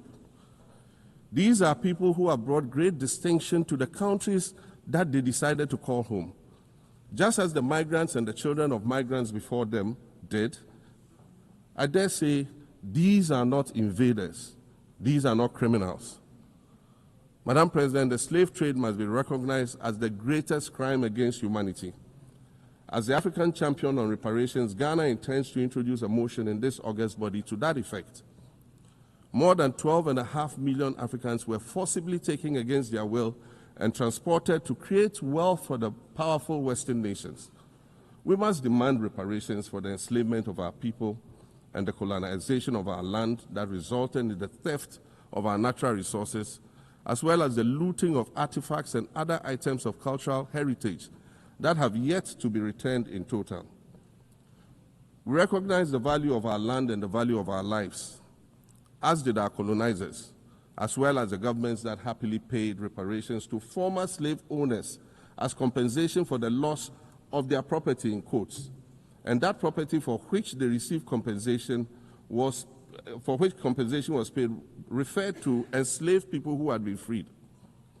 Madam President, an increasingly insecure world is witnessing upward spending on defense budgets of bilateral partners and steep cuts in official development assistance. Since July 2024, it is estimated that there's been a 40% drop in humanitarian aid globally. In this era of global uncertainty, Africa must exercise sovereignty over its natural resources to raise the necessary funds to ensure the well-being of its citizens. The days of parceling out vast concession areas to foreign interests for exploitation must come to an end. We'll continue to welcome foreign investment, but we must negotiate better for a bigger share of the natural resources that belong to us. And we must insist on value addition to these resources. We're tired of the continued image of poverty-stricken, disease-ridden rural communities living at the periphery of huge foreign-controlled natural resource concession areas. We're tired of having people extract the most they can from us and in return offer us the very least by way of respect, consideration, and dignity. We're tired of not being represented in ways that reveal the richness and complexity of our history or acknowledge all that we have overcome to arrive here in this liminal space of untold possibilities. Allow me to echo the Indian-American writer Arundhati Roy, who wrote, "Another world is not only possible, she is on her way. On a quiet day, I can hear her breathing." I want to add that for the sake of Africa, and quite selfishly for the sake of my 18-year-old daughter, I hope that this new world that is arriving is a place of safety and equality for women and girls. To succeed, we must empower everyone, including women and girls, to reach their full potential. In closing, Madam President, I'd like to congratulate you on your election to preside over this historic 80th General Assembly and on being the 5th woman to hold this distinction. I'd also like to congratulate Her Excellency Nana Jane Opoku-Agyeman on being the first woman Vice President of Ghana.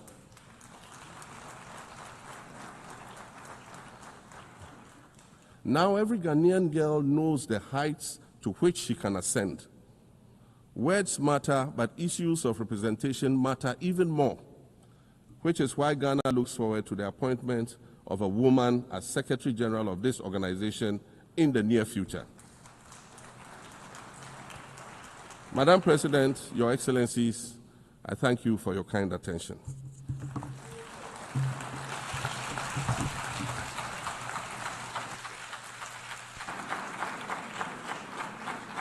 On behalf of the General Assembly, I wish to thank the President of the Republic of Ghana.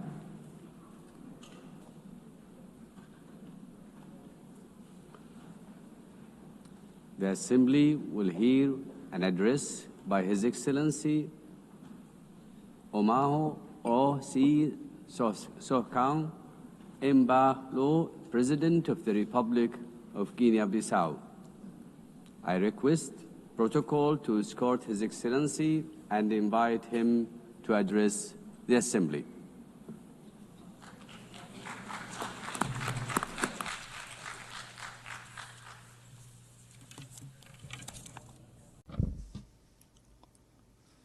Madam President, distinguished heads of state and government, Mr. Secretary General, ladies and gentlemen,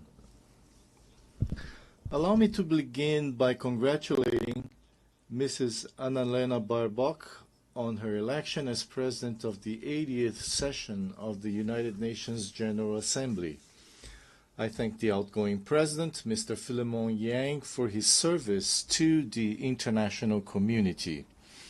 To Secretary General Antonio Guterres, I wish to reaffirm Guinea-Bissau's full support for his tireless efforts in favor of world peace, international cooperation, multilateralism, and sustainable 80 years ago, the founders of the United Nations pledged to save succeeding generations from the scourge of war. That promise, unfortunately, has not yet been fully fulfilled.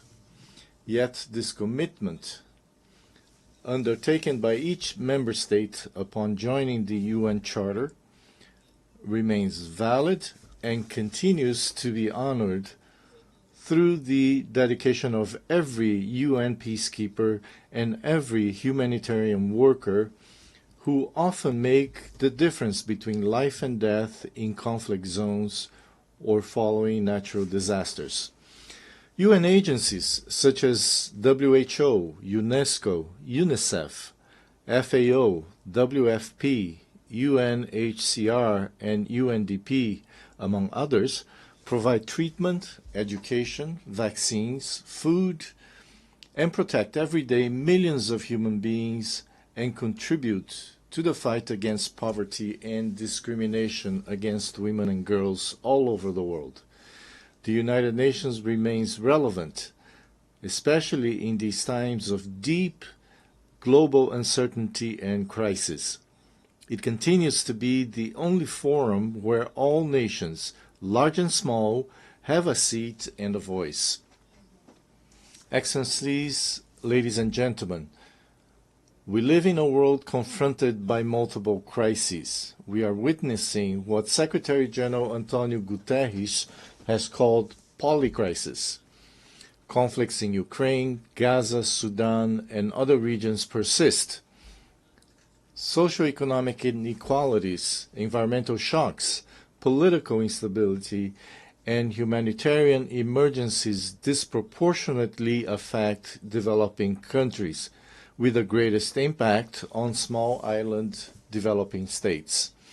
Progress towards the Sustainable Development Goals has slowed significantly or even stalled.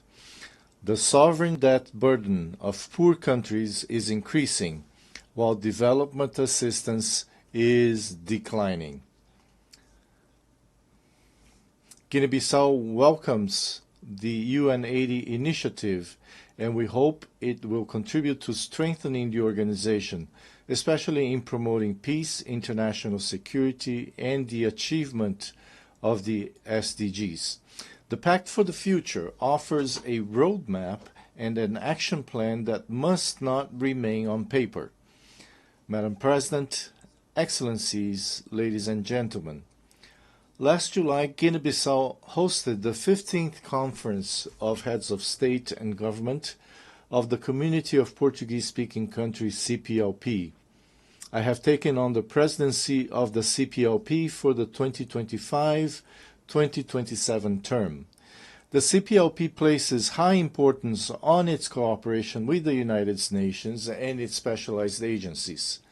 During our term, we will continue to work with all partners and multilateral organizations toward the implementation of global commitments, especially concerning the Paris Agreement on Climate Change, the 3rd UN Ocean Conference, and the 4th UN Conference on Financing for Development, held last June-July in Seville.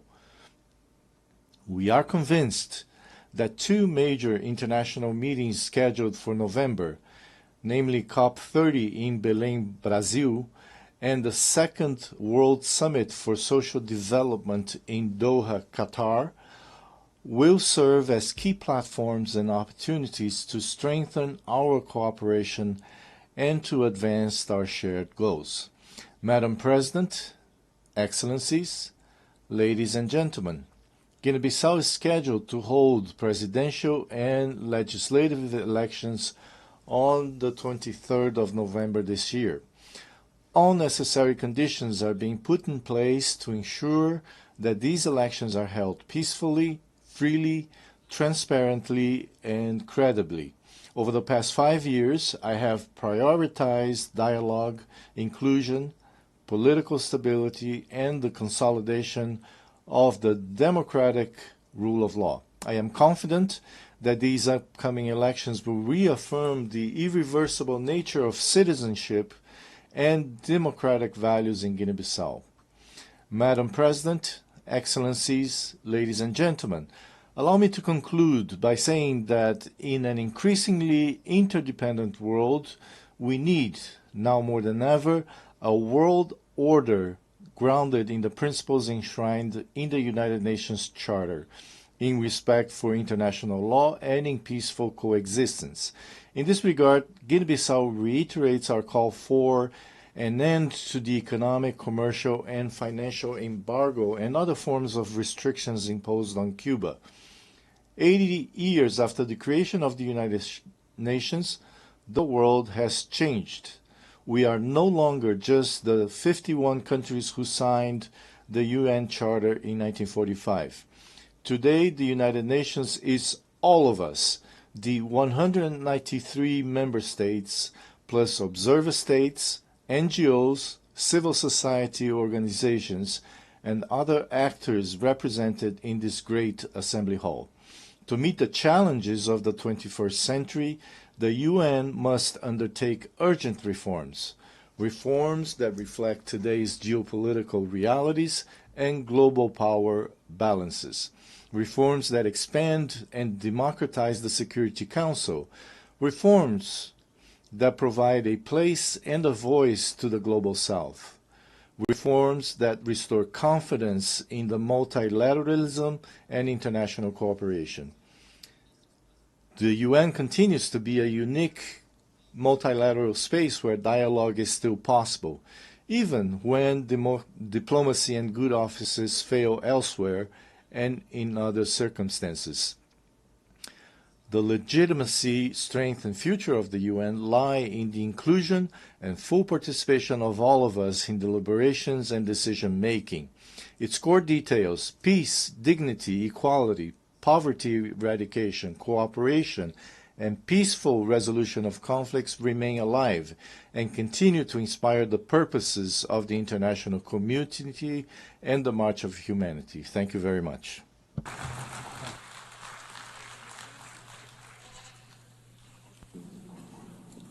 On behalf of the Assembly, I wish to thank the President of the Republic of Guinea-Bissau.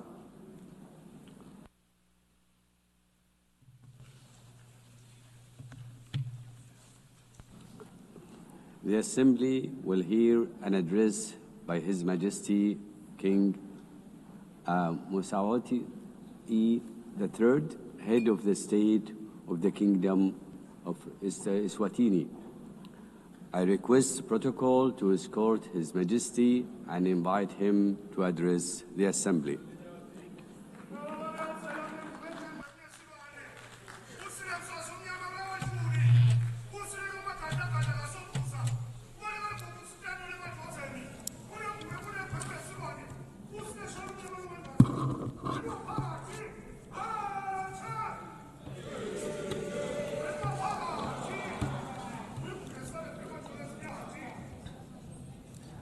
Your Excellency, Madam President of the General Assembly, Your Majesties, Excellencies, Heads of State and Government, UN Secretary General, distinguished delegates, ladies and gentlemen, it is a great pleasure